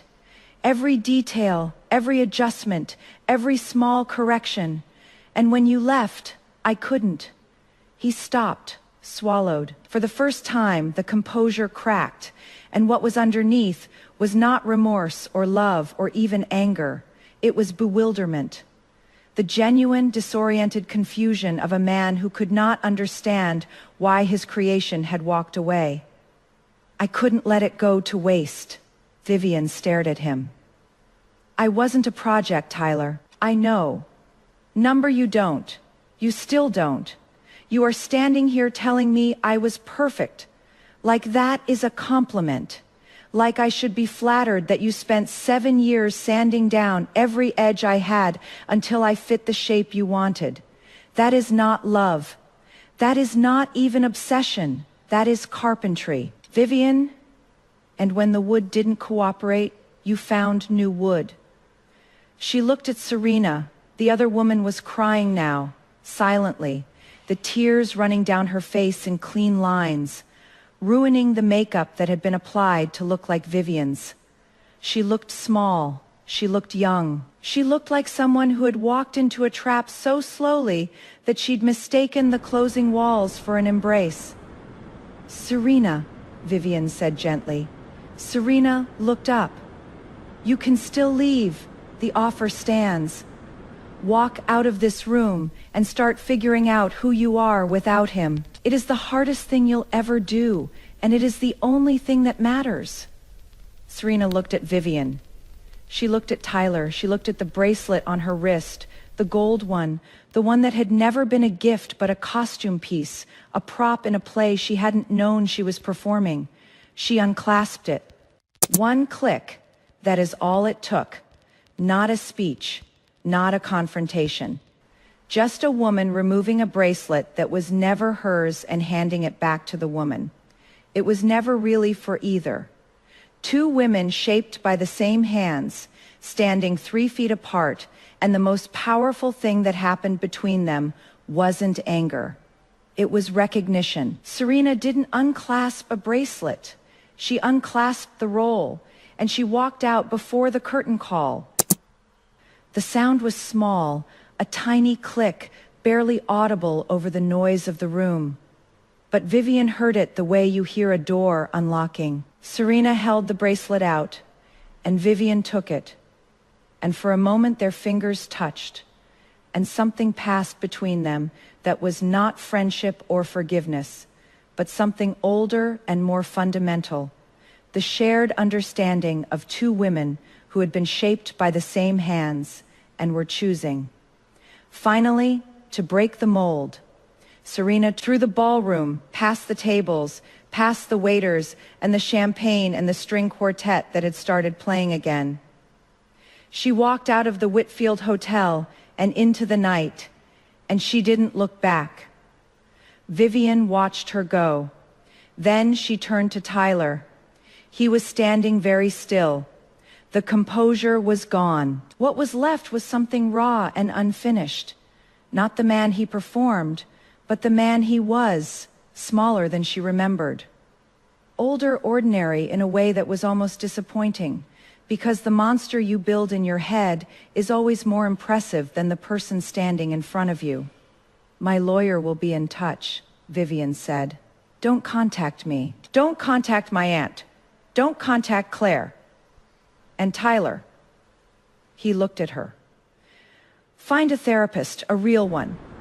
Not someone who'll tell you what you want to hear. Someone who'll tell you the truth. You might not recognize it at first. It has been a while. She set the bracelet on the table. She didn't want it. She'd never wanted it. It had always been his, even when it was on her wrist. Then Vivian Chen, the real one, the only one. The one in the red dress with the scar on her forehead and the paint under her fingernails and the ocean still in her ears, turned and walked back across the ballroom to where Claire was waiting with 2 glasses of champagne and an expression that was trying very hard not to be a smile. Well, Claire said, it is done. How do you feel? Vivian took the champagne. She looked back across the room.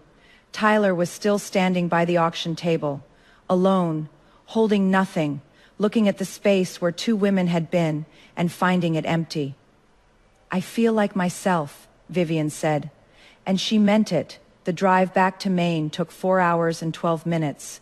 Claire drove. Vivian sat in the passenger seat with her shoes off and her feet on the dashboard and the window cracked 2 inches, letting the November air cut through the car in a thin, cold line that smelled like highway and pine and the particular emptiness of New England at midnight. They didn't talk for the first hour, not because there was nothing to say, but because there was too much. And the silence was doing a better job of holding it than words could. The highway unspooled in front of them, dark, straight, punctuated by the rhythmic flash of lane markers and the occasional sweep of oncoming headlights. Claire drove the way she did everything, precisely, confidently, with both hands on the wheel and her eyes fixed forward. At 11:47, somewhere between Portsmouth and Kennebunk, Vivian started laughing. It came from nowhere. One moment she was staring at the road, replaying the look on Tyler's face, that bewildered, disassembled expression, the face of a man watching his own architecture collapse. And the next moment, she was laughing so hard her ribs ached. Not the polite, measured laugh she'd spent 7 years perfecting. This was ugly, graceless, full-bodied, the kind of laugh that comes from the basement of your chest and doesn't care what it sounds like on the way out. Claire glanced at her. "You okay?" He said. "I was perfect." Vivian wiped her eyes. 7 years of controlling every detail of my life, and his explanation was that I was perfect. Like I was a souffle, like I was a thesis project that he couldn't bear to see go unfinished. To be fair, you were a very good souffle. I was a spectacular souffle. I was the best souffle he'll ever make, and I collapsed on purpose. They both laughed then, the kind of laughter that lives next door to crying, that shares a wall with grief and borrows its intensity. They laughed until Claire had to pull over at a rest stop because she couldn't see the road, and they sat in the parked car under fluorescent lights with the engine running and laughed until they were empty. And then they were quiet again, and the quiet was different now. Lighter, cleaned out. "Can I ask you something?" Claire said. "Yay, when you were standing in front of him, when you had the photos and the affidavit and everything you needed to destroy him, were you scared?" Vivian thought about it, really thought about it, the way you think about a question that deserves more than a reflex. "No," she said, "and that is what scared me." "What do you mean?" "I mean, for 7 years I was afraid of him, not physically, not always, but afraid of his disapproval, his silence, his ability to make me feel like I was the one who was wrong. He had this way of, when you are in a room and someone adjusts the thermostat so gradually that you don't realize you are freezing until you can't feel your hands. That is what it was like. He lowered the temperature so slowly that by the time I noticed, I'd already gone numb." She paused outside. A truck pulled into the rest stop, its headlights sweeping across the windshield like a searchlight. But tonight, standing in front of him, I wasn't cold anymore. I wasn't numb. I was present, completely, terrifyingly present. And he looked at me and I realized he was the one who was afraid. He was afraid because I wasn't performing anymore, and he didn't know what to do with a version of me he hadn't directed. Claire was quiet for a moment, then she said, "That is the most powerful thing I've ever heard you say. It is the most powerful thing I've ever felt." They sat in the rest stop for another 10 minutes. Claire bought 2 coffees from a vending machine that tasted like regret and hot water. They drank them anyway. Then they got back on the highway and drove the rest of the way to Maine in a comfortable silence that felt like the first page of something new. They arrived at Margot's house at 1:23 in the morning.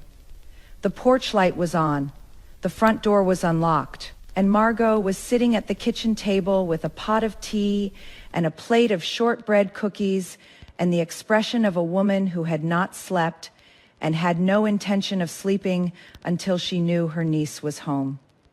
"Well," Margot said. Vivian sat down across from her. Claire hovered in the doorway, unsure of her welcome, until Margot pointed at the chair beside Vivian and said, "Sit, eat. You look like you've been driving for 4 hours on vending machine coffee." "We have," Claire said. "Then you need shortbread more than anyone I've ever met." They ate, they drank tea. And Vivian told the story, all of it. From the moment she walked into the ballroom to the moment Serena unclasped the bracelet and walked out. She told it carefully, precisely, the way you tell a story that you need to get right, because the telling is part of the healing. Margot listened without interrupting, her hands wrapped around her mug, her eyes steady.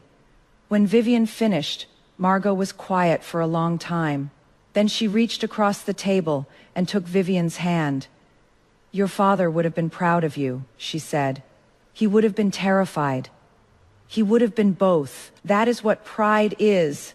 Terror that someone you love is brave enough to do the thing you couldn't." Vivian squeezed her aunt's hand. Claire looked away, blinking hard, pretending to be interested in the pattern on the shortbread. "What happens now?" Margot asked. "Now the lawyer takes over. Claire's firm is handling the identity theft case pro bono. Apparently, it is the kind of case that makes careers.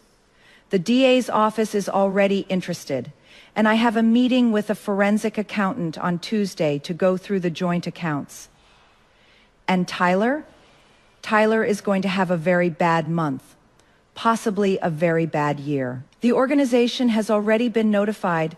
Claire sent the documentation to the board chair tonight.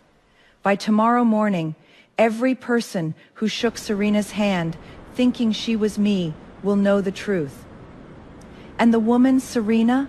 Vivian paused. This was the part she'd been turning over in her mind for the entire drive, the part that didn't fit neatly into the narrative of justice and reclamation, the part that complicated everything.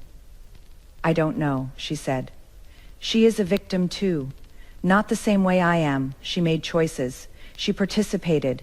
She knew on some level that what she was doing was wrong. But she was also being shaped the same way I was. He found her vulnerabilities and he used them. And by the time she realized what was happening, she'd already lost herself."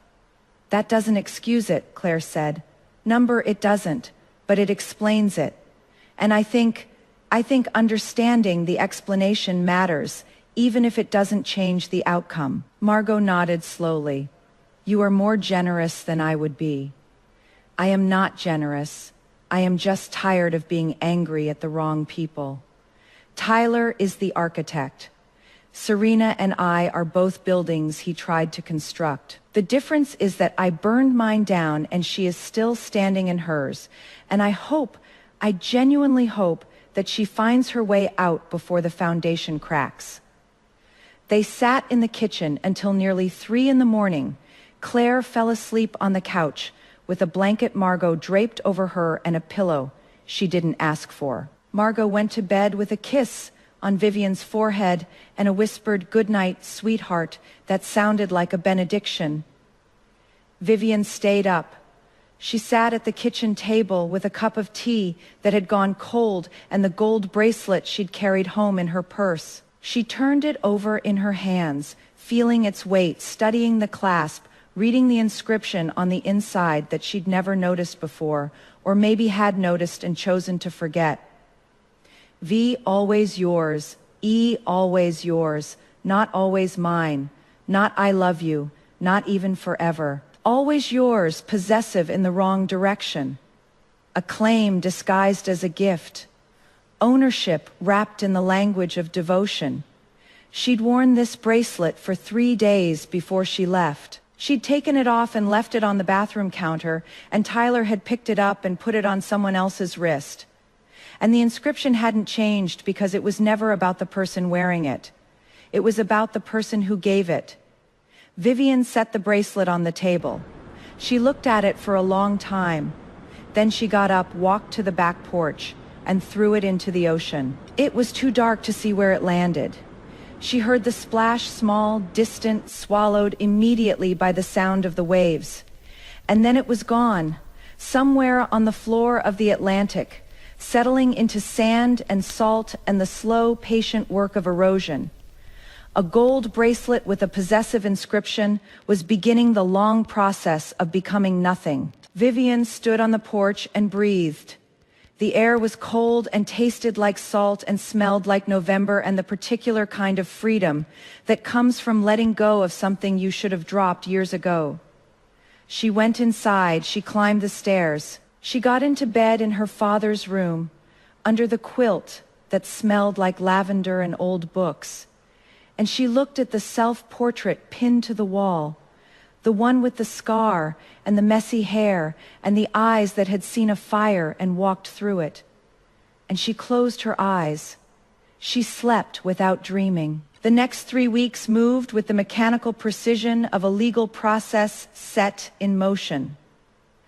Claire's firm filed the identity theft complaint on Monday. By Wednesday, the DA's office had opened an investigation. By Friday, a judge had issued a temporary restraining order preventing Tyler from using Vivian's name, likeness, or credentials in any capacity. The joint accounts were frozen. The apartment lease was flagged. A forensic accountant named Patricia, a small, terrifyingly competent woman who wore reading glasses on a chain and spoke in numbers the way poets speak in metaphors, began the slow, meticulous work of untangling 7 years of financial entanglement. The numbers were not good. Tyler had been methodical. Over the course of their marriage, he'd gradually shifted the financial architecture of their shared life so that everything of value was in his name and everything of liability was in hers. The apartment lease in her name, the credit cards in her name, the car loan, the insurance policies, the storage unit where he kept his wine collection, all in her name. Meanwhile, his investment accounts, his retirement fund, his brokerage portfolio, all in his name alone, funded by money that had passed through their joint accounts on its way to his private ones. He was siphoning, Patricia said, adjusting her reading glasses, slowly, consistently, over years. Small transfers, 500 here, 1,000 there, always just below the threshold that would trigger a flag.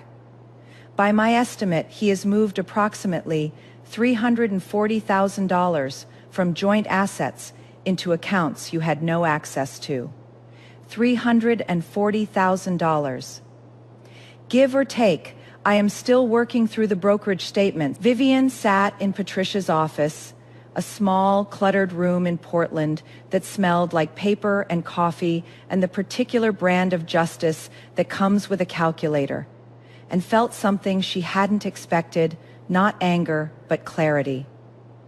The numbers confirmed what she'd always sensed, but never been able to articulate. The marriage hadn't just been emotionally exploitative. It had been financially engineered. Every dinner, every vacation, every gift, including the bracelet now rusting at the bottom of the Atlantic, had been funded with money he'd stolen from their shared life and repackaged as generosity. Can we get it back? Vivian asked. Patricia looked at her over the reading glasses. I can get you every penny. It'll take time.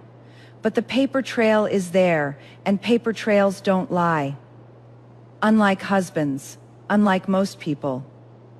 In my experience, numbers are the only honest thing I've ever met.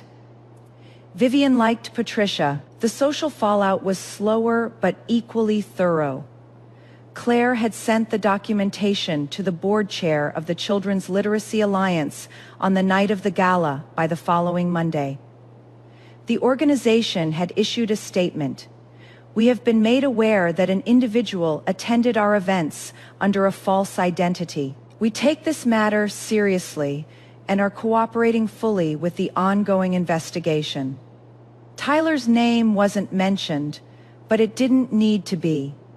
The society pages connected the dots within 48 hours.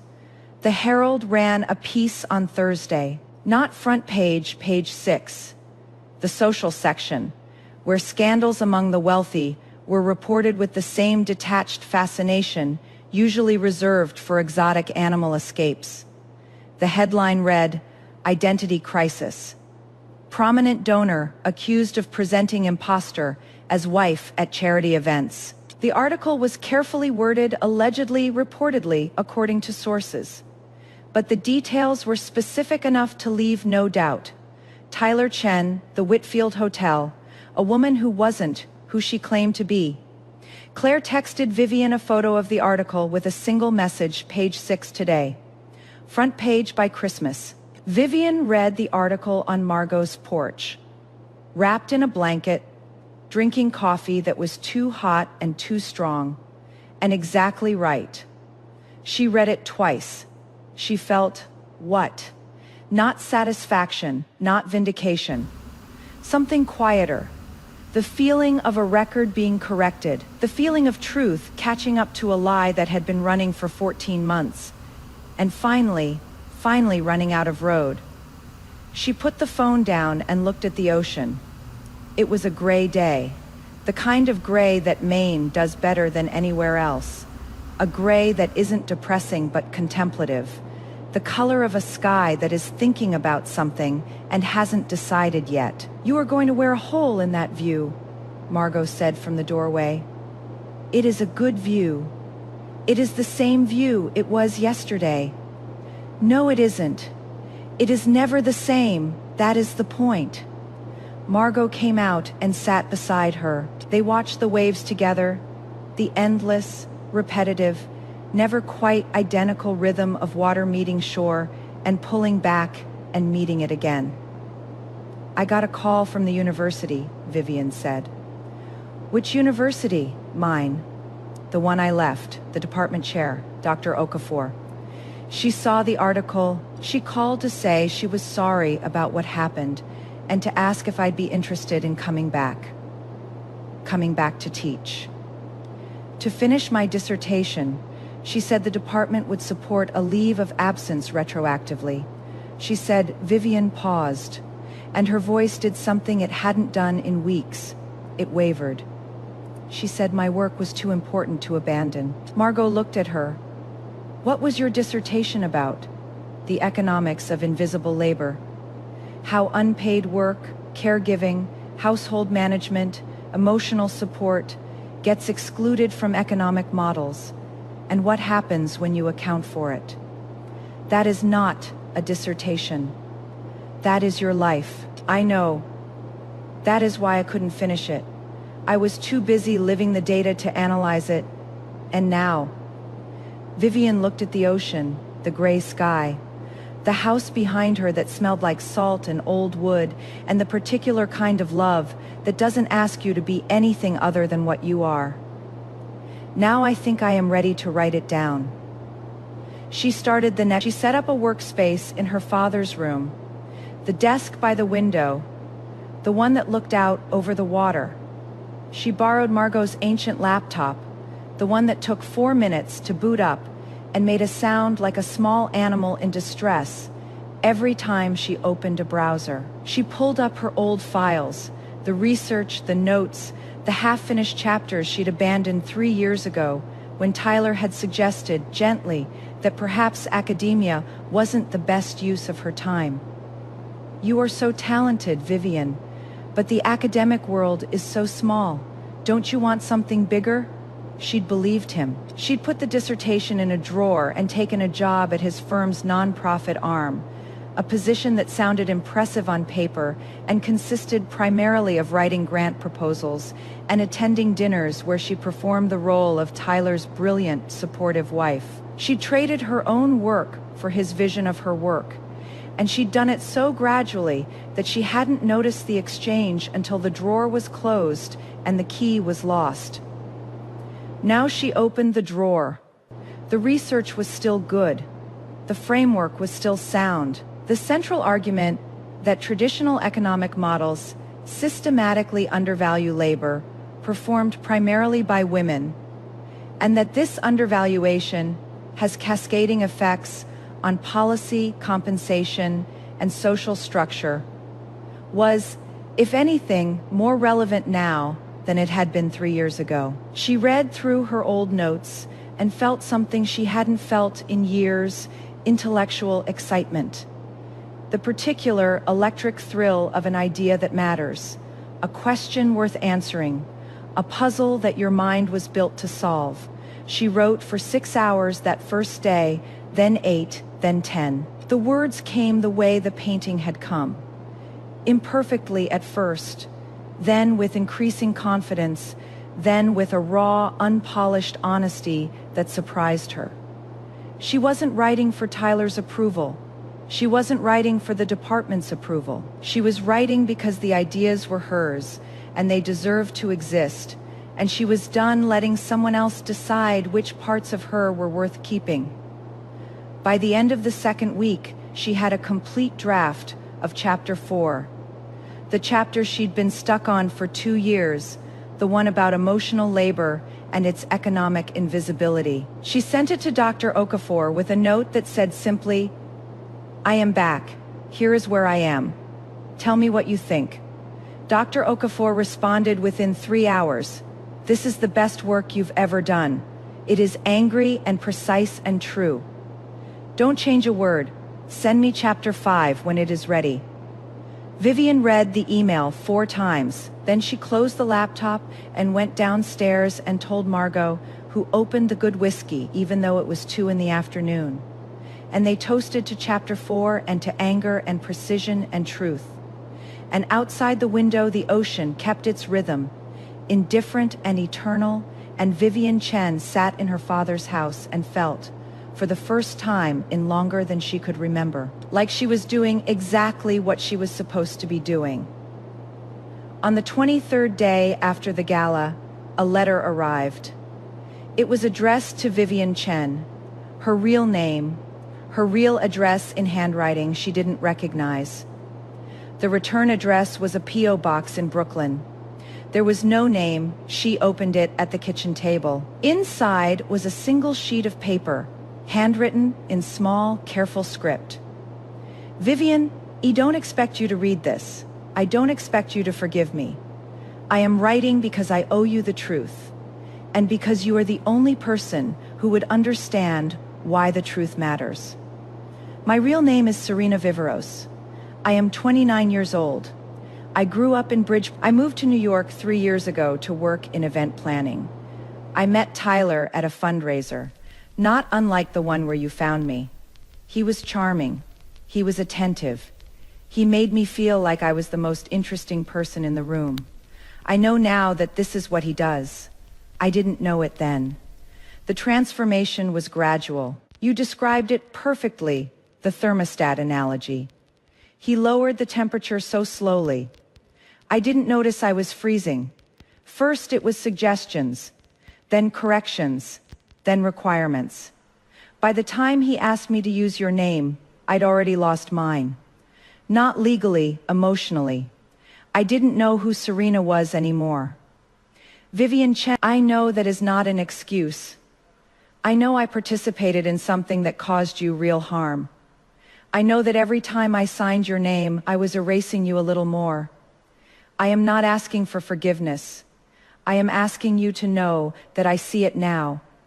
What he did to both of us, and I am trying to find my way back to the person I was before he started editing me. I've left New York. I am staying with my sister in Brooklyn. I've started seeing a therapist, a real one, like you told him to find. I am not using your name anymore. I am not using anyone's name but my own. It feels strange. It feels like wearing shoes that don't quite fit. But they're mine, and I think that is the point. I hope you finish your dissertation. I hope you keep painting. I hope the ocean is as beautiful as it sounds. Serena Vivian read the letter 3 times. Then she folded it carefully, put it back in the envelope, and placed it in the desk drawer in her father's room, next to her dissertation notes and her watercolor brushes and the self-portrait pinned to the wall. She didn't write back, not yet, maybe not ever. But she kept the letter, because it was true, and true things deserve to be kept, even when they were complicated, even when they hurt, even when they came from someone who had worn your name and your bracelet and your life, and was now, slowly, painfully, learning to wear her own. That night, Vivian sat on the back porch with Margot and watched the sun set over the Atlantic. The sky was doing something extraordinary, layers of orange and pink and deep violet, the kind of sunset that looks artificial, that looks like someone painted it with too much pigment and not enough restraint. But it was real. All of it was real, Margot Vivian said.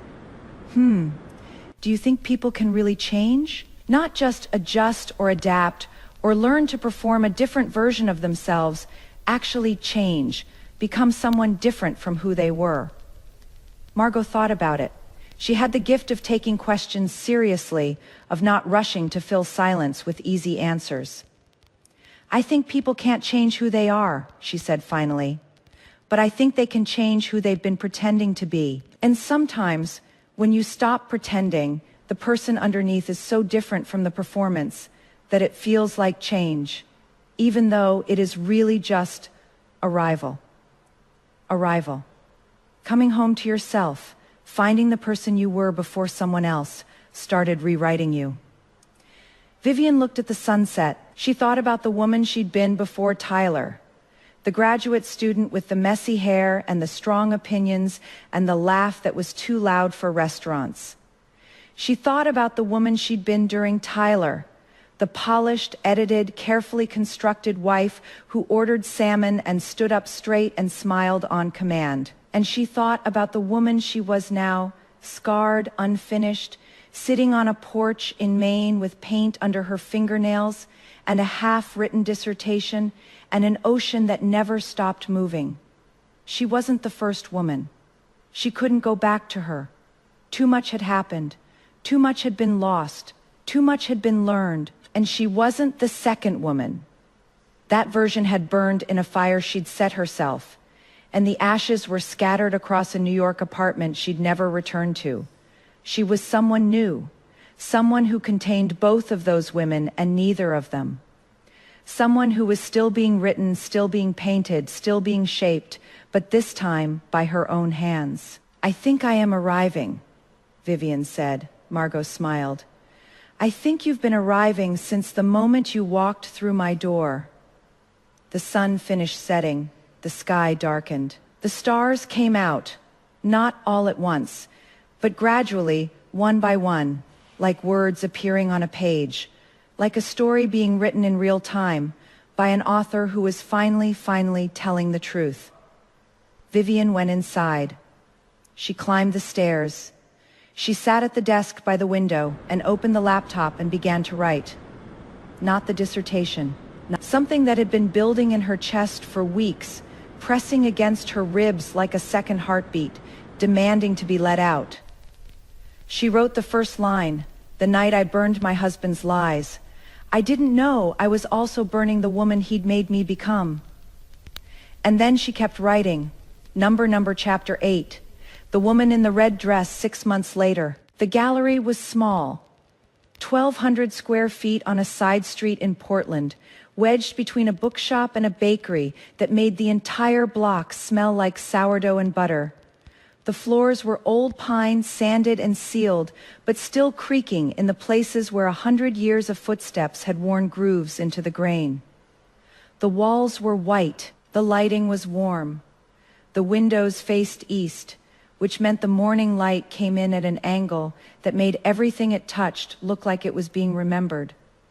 The gallery was called Arrival. It belonged to Vivian. Not technically it belonged to a cooperative of 4 artists who had pooled their resources and their courage and signed a lease that terrified all of them. But the name was Vivian's. She'd suggested it during their first meeting, sitting on the floor of the empty space with takeout containers and a bottle of wine. And the others had agreed immediately, the way people agree with something that sounds exactly right. The opening was scheduled for 7 o'clock on a Saturday in May. Vivian had spent the previous 3 days hanging work, adjusting lights, rearranging pieces, second-guessing everything, and being gently but firmly told by Margot to stop touching things and go take a walk. You are going to rearrange yourself into a nervous breakdown, Margot said, standing in the doorway with her arms crossed, and the particular expression of a woman who had raised one child and was now raising another and had no patience left for perfectionism. The light on the third piece is wrong. It is casting a shadow on the lower left corner. It changes the whole. Vivian, the light is fine, the work is fine, you are fine. Go walk by the water and come back in an hour and put on the dress and stop trying to control things that don't need controlling. Vivian opened her mouth to argue, closed it, recognized with the wry self-awareness that had become her most reliable companion that the impulse to obsessively adjust every detail until it met an impossible standard was not artistic integrity. It was a habit, a scar, the ghost of a man who had spent 7 years teaching her that nothing was ever quite good enough. "You are right," she said. "I know I am right. I've been right since October. Go." Vivian went. She walked to the waterfront. Portland's harbor in May was a different creature than the winter ocean she'd grown accustomed to in Cape Elizabeth, busier, louder, full of boats and tourists, and the aggressive optimism of a New England spring. But the water was the same, the smell was the same, the sound was the same, that constant, rhythmic conversation between the sea and the shore, the oldest dialogue in the world, still going, still unresolved, still somehow comforting in its refusal to reach a conclusion.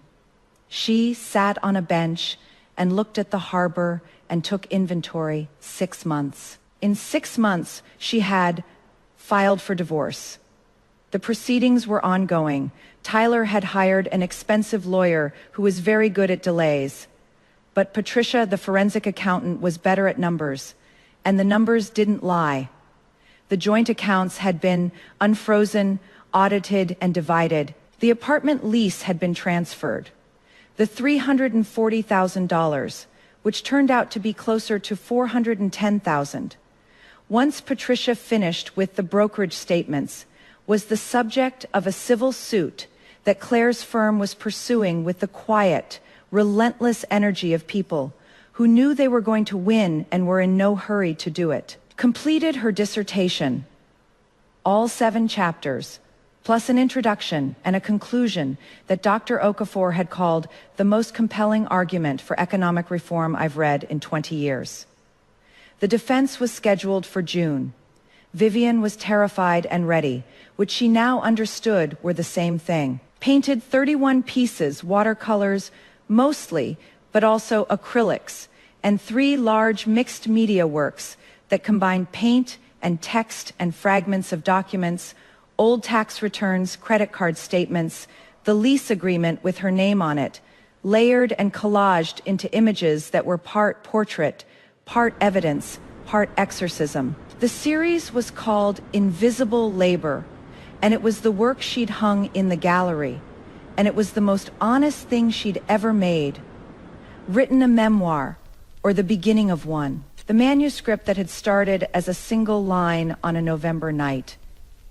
The night I burned my husband's lies, I didn't know I was also burning the woman he'd made me become, had grown into something larger, something with chapters and structure, and a narrative arc that she was still discovering. She hadn't shown it to anyone except Claire, who had read the first 50 pages and called her at midnight to say, "This is going to help people. This is going to save people. Don't you dare stop." She hadn't stopped, started therapy. Every Tuesday at 10, with a woman named Dr. Lena Vasquez, who had an office in Portland that smelled like eucalyptus and who had a gift for asking questions that sounded simple and turned out to be demolition charges placed at the foundation of everything Vivian thought she knew about herself. Why do you think you stayed? What did you believe you deserved? When was the last time you made a decision without wondering what someone else would think of it?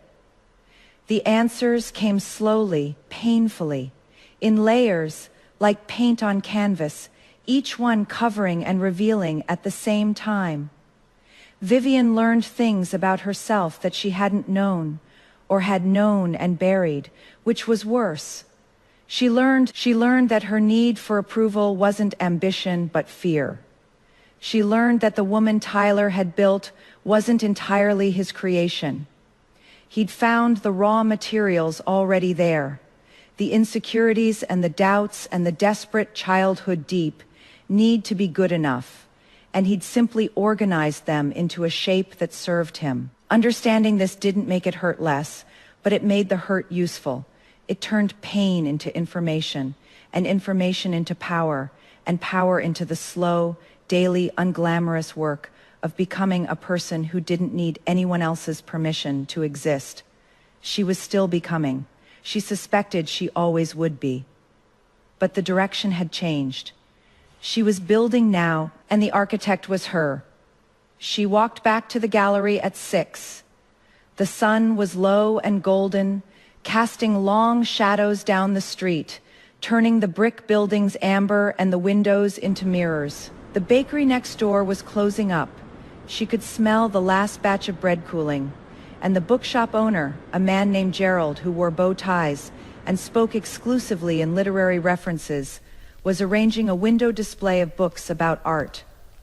"Big night," Gerald said, catching her eye through the glass. "Terrifying night." All the best nights are.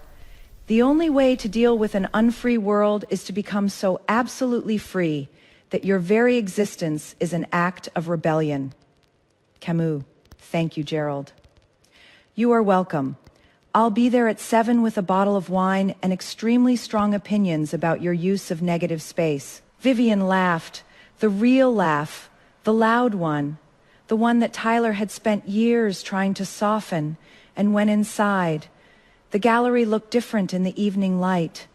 The morning's anxiety had faded, and what was left was the work itself, hanging on white walls, lit by warm bulbs, waiting to be seen. 31 pieces, 6 months of labor, a lifetime of material. She walked through the space slowly, looking at each piece the way a stranger would, not as the artist who knew every brushstroke and every revision, but as someone encountering these images for the first time. The first piece was the self-portrait, the one she'd painted in November in her father's room, with the scar and the messy hair and the eyes that looked directly at the viewer, with an expression that was not quite defiance and not quite peace, but something in between. She'd reworked it twice since then, adding depth to the shadows, sharpening the line of the jaw, adjusting the color of the background from gray to a deep oceanic blue that made the figure seem to emerge from water. It was the first piece visitors would see when they walked in, and it was the piece she was most afraid of, because it was the most naked, the most unprotected, the most her.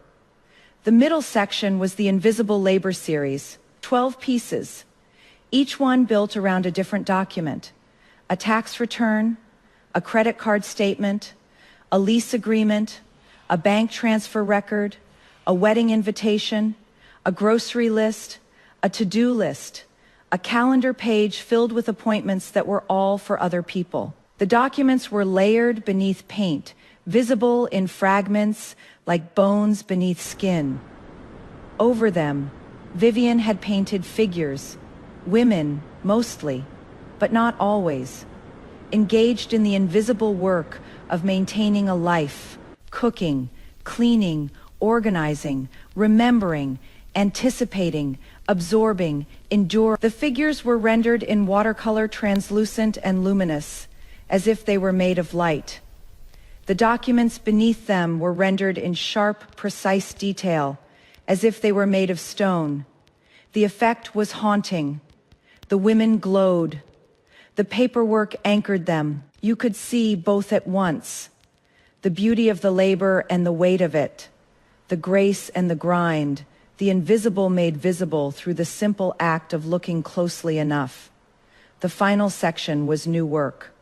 Pieces she'd completed in the last month, after the dissertation was done and the legal proceedings were underway and the therapy was starting to take hold. These were different, looser, brighter, less controlled, abstract landscapes that might have been oceans or might have been skies, or might have been the interior of a mind that was finally, after years of compression, expanding. They were imperfect.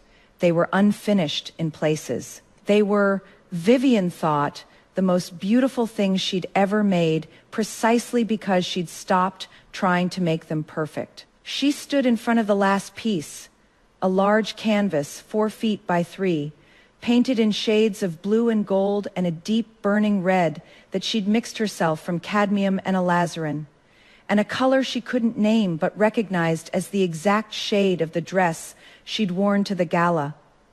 The painting had no title. She'd left the placard blank because some things resist language, and this was one of them. It was a painting about freedom, but the word freedom was too small. It was a painting about survival, but survival was too clinical. It was a painting about becoming, and becoming was close but not quite right, because becoming implies a destination. And this painting was about the journey itself, the messy, terrifying, exhilarating process of turning into someone you've never been before and discovering that she was there all along, waiting, patient, underneath. "It is good," said a voice behind her. Vivian turned. Claire was standing in the doorway, holding 2 garment bags and wearing an expression that was trying to be casual and failing spectacularly. "You are early," Vivian said. "I am always early. You know this about me. I brought options." She held up the garment bags, black or red. Red. Obviously red. I don't know why I brought the black habit, I guess, old programming. We're all recovering from old programming. Some of us faster than others. Come on, let's get you dressed. People are going to start arriving in 45 minutes, and you have paint in your hair. At 7 o'clock, the doors opened. Vivian stood near the entrance in the red dress, not the same one from the gala, but a new one, chosen by her for her, without consultation or approval or the invisible weight of someone else's aesthetic. It was simpler than the gala dress, a line, knee-length cotton, the kind of red that doesn't shout but doesn't whisper either. She wore flat shoes. She wore no jewelry. Her hair was down, unstyled, still slightly damp from the shower she'd taken 20 minutes ago. She looked, she thought, like exactly who she was, a woman who had made something and was brave enough to show it to the world. The first person through the door was Gerald, carrying a bottle of wine and wearing a bow tie patterned with tiny books. Behind him came a couple she didn't recognize, then a group of students from the art school downtown, then a woman with silver hair who turned out to be a critic from the Portland Press Herald and who spent 45 minutes in front of the Invisible Labor series without saying a word. Then came the people she knew. Margot arrived at 7:15, wearing a blue dress and the pearl earrings that had belonged to Vivian's mother, the real ones, the ones that had never been stolen, the ones that Margot had kept in a jewelry box for 20 years and given to Vivian on her birthday in March, with a note that said, "These belong to someone who loved you before anyone else did. Wear them when you are ready." Vivian wasn't wearing them tonight. She'd decided they were too precious for a crowded gallery, but she'd put them in her purse, close to her body where she could feel their weight. Claire arrived at 7:20, having changed into a green dress that made her look like she'd stepped out of a painting herself. She brought 3 colleagues from her firm, all of whom immediately gravitated toward the document-based pieces and began having an animated conversation about the legal implications of using financial records as art materials. Dr. Okafor arrived at 7:30, having driven up from Boston. She was a tall woman with close-cropped gray hair and the kind of presence that made rooms rearrange themselves around her. She walked through the gallery slowly, methodically, the way she read dissertations, with complete attention and no visible reaction until she'd taken in the whole. When she reached the end, she turned to Vivian and said, "Your dissertation is brilliant, but this is better. This is the argument your dissertation is trying to make, rendered in a language that doesn't need footnotes. Thank you. Don't thank me. Thank yourself. you did the work. By 8 o'clock, the gallery was full. 60 people, maybe 70, moving through the space with glasses of wine and the particular energy of an opening night, part celebration, part evaluation, part the simple human pleasure of being in a room full of beautiful things. Vivian moved among them, answering questions, accepting compliments, explaining her process when asked and deflecting when the question. She was learning the difference between sharing and exposing, between opening a door and removing a wall. Some things were for the work, some things were for her. At 8:30, she stepped outside for air. The street was quiet, the bakery was dark. Gerald's bookshop glowed softly, its window display illuminated by a single lamp. The sky was the deep blue of late spring. Not quite dark, not quite light. The color of a day that is not ready to end. Vivian leaned against the brick wall and breathed. She thought about the woman who had stood in a burning apartment 7 months ago, watching 7 years of lies turn to ash. She thought about the woman who had driven to Maine with nothing but a suitcase and a scar, and the fragile, untested belief that she deserved to exist on her own terms. She thought about the woman who had walked across a ballroom in a red dress and reclaimed her name from a stranger who was wearing it. She thought about the woman who had thrown a gold bracelet into the Atlantic and sat at a desk and written the first true sentence of her life. She thought about all the women she had been, and all the women she had refused to be, and all the women she was still becoming. And she thought about her father. He had died in the house in Cape Elizabeth, in the room where Vivian now slept and worked and painted. Margot had told her the story, how he'd been sick for a long time, how he'd refused treatment near the end, how he'd spent his last week sitting by the window, looking at the ocean, reading poetry, and writing letters he never sent. After he died, Margot had found the letters in his desk drawer. Most were to old friends, colleagues, people from a life he'd lived before illness had narrowed his world to a single room and a single view. But one was to Vivian. Margot had given it to her in January, on a night when the snow was falling and the house was quiet, and Vivian was sitting at the desk where her father had sat, struggling with a chapter that wouldn't come together. "He wrote this for you," Margot said. "I was saving it for the right time. I think this is the right time." The letter was short, her father's handwriting, small, precise, the handwriting of an engineer who believed in accuracy, filled less than half a page. "My dear Vivian, I am writing this knowing I won't be here to say it in person, which is the coward's way, but I've never been as brave as you. You got your courage from your mother. I got my caution from my father. Between the two of us, you ended up with exactly the right amount of both. I want to tell you something I should have told you every day of your life. You are enough. Not because of what you achieve or what you become or who you marry or what you build. You are enough because you exist, because you are my daughter. Because the world is better for having you in it, exactly as you are, without adjustment or improvement or anyone else's editorial. I know I wasn't always good at showing this. I know I was quiet when I should have been loud, and careful when I should have been fierce, and absent when I should have been present. I know I let you down in ways I can't undo, but I want you to know that every time I looked at you, I saw someone extraordinary, not someone who needed to be shaped or corrected or perfected, someone who was, be yourself. Vivian, whoever that turns out to be, I promise you, she is worth knowing. All my love, Dad. Vivian had read the letter and cried for an hour. Then she'd put it in the desk drawer next to Serena's letter and her dissertation notes and her watercolor brushes, and she'd gone back to work. And the chapter had come together, and she'd understood, not intellectually, but in her body, in her bones. In the place where understanding lives before language can reach it, that the voice she'd been searching for had been hers all along. She went back inside. The gallery was still full. The wine was flowing. Gerald was holding court near the abstract landscapes, delivering a monologue about color theory that was equal parts insightful and theatrical.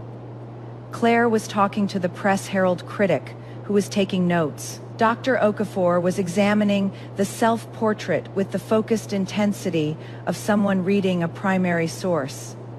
Margot was standing in front of the last piece, the untitled one, the large canvas in blue and gold and red. She was standing very still, her hands clasped in front of her, her head tilted slightly to the left, and she was crying, not visibly unless you were looking closely. But the tears were there, running down her face in quiet lines, and she wasn't wiping them away. Vivian walked over and stood beside her. "It is beautiful," Margot said. "It is unfinished. The best things are." They stood together in front of the painting, the aunt and the niece, the woman who had opened her door and the woman who had walked through it, and they looked at the canvas that was about freedom and survival and becoming and all the words that were close but not quite right. And they didn't try to name it because some things are bigger than their names. And this was one of them. "Your father would have loved this," Margot said. "I know. He would have stood right here in this exact spot, and he would have looked at this painting and he would have said, 'That is my daughter.' Yes, that is exactly what he would have said." Vivian put her arm around Margot's shoulders. Margot put her arm around Vivian's waist. They stood like that for a long time. Two women holding each other up in a room full of art and light and the particular kind of beauty that comes from telling the truth about your life and discovering that the truth, despite everything, is worth looking at. The opening ended at 10. The last guest trickled out into the May night, carrying the warmth of the gallery with them like a borrowed coat. Claire left with a hug and a promise to call tomorrow. Dr. Okafor left with a handshake and a reminder about the dissertation defense in June. Gerald left with an empty wine bottle and a declaration that Vivian's use of negative space was audacious, bordering on reckless, and exactly right. Margot left last. She stood in the doorway, her coat over her arm, and looked at Vivian with an expression that contained everything she'd ever felt about this woman. The worry and the pride and the love and the grief and the fierce, unshakable belief that Vivian Chen was going to be okay. "Come home when you are ready," Margot said. "I will. Don't stay too late." "I won't." And Vivian, "Yeah? I am proud of you. Not for the gallery, not for the art, not for the dissertation, or the lawyer, or the gala, or any of it. I am proud of you for being here, for still being here, for choosing to still be here every day when it would have been so much easier to disappear." Vivian's eyes burned. She blinked. She didn't look away. "Thank you for not letting me disappear," she said. Margot smiled. She touched Vivian's cheek. "Once briefly, the way you touch something precious." And then she walked out into the night, and Vivian was alone. She stood in the empty gallery. The wine glasses were on the counter, waiting to be washed. The guest book was open on the table by the door, filled with names and comments she would read tomorrow. The art hung on the walls, quiet now, no longer performing for an audience, just existing. Paint on canvas, color on paper, the visible evidence of a woman who had decided to stop being invisible. Vivian walked through the space one last time. She stopped at each piece. She looked at the self-portrait with the scar and the messy hair. She looked at the Invisible Labor series with its glowing women and its anchoring documents. She looked at the abstract landscapes that might have been oceans or skies or the interior of a mind learning to expand. And she looked at the last piece, the untitled one, the one in blue and gold and red, and she saw something she hadn't seen before. In the lower right corner, almost hidden in the layers of paint, there was a shape. She hadn't planned it. She hadn't painted it deliberately. It had emerged the way things emerge in art sometimes, unbidden, unconscious, the hand knowing something the mind hasn't caught up to yet. It was small, abstract, but unmistakable. Once you saw it, it was a door. Open. Vivian looked at it for a long time. Then she smiled. Not the polished smile, not the performance smile, but the real one.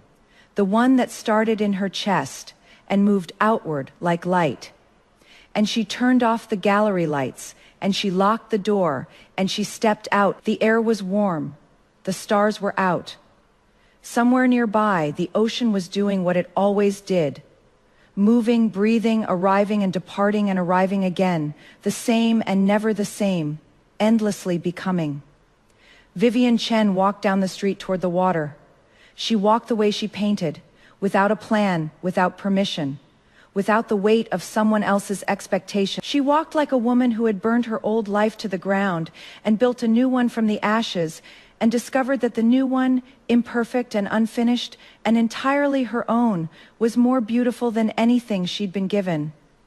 She walked like a woman who had arrived, and behind her, in a small gallery on a side street in Portland, 31 paintings hung in the warm light, telling the story of a woman who had lost her name and found it again, who had been erased and rewritten herself, who had been shaped by other hands and learned, finally, to hold the brush.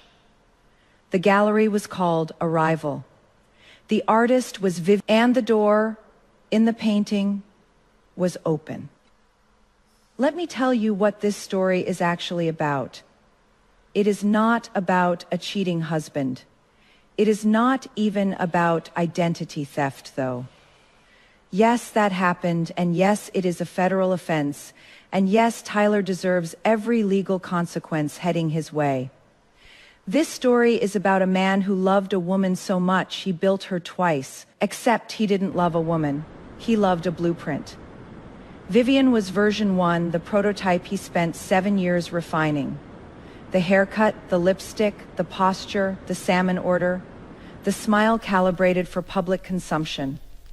When version 1 developed the inconvenient feature of independent thought and walked out, he didn't mourn. He recruited. Serena was version 2, same specs, updated packaging.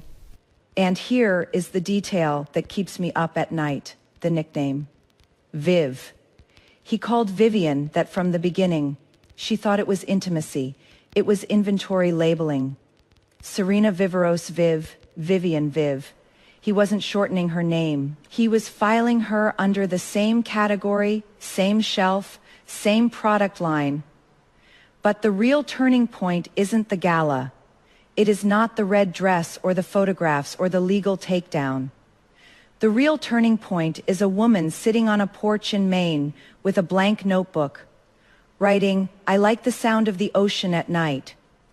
One sentence, her own, not approved, not shaped by anyone else's hands.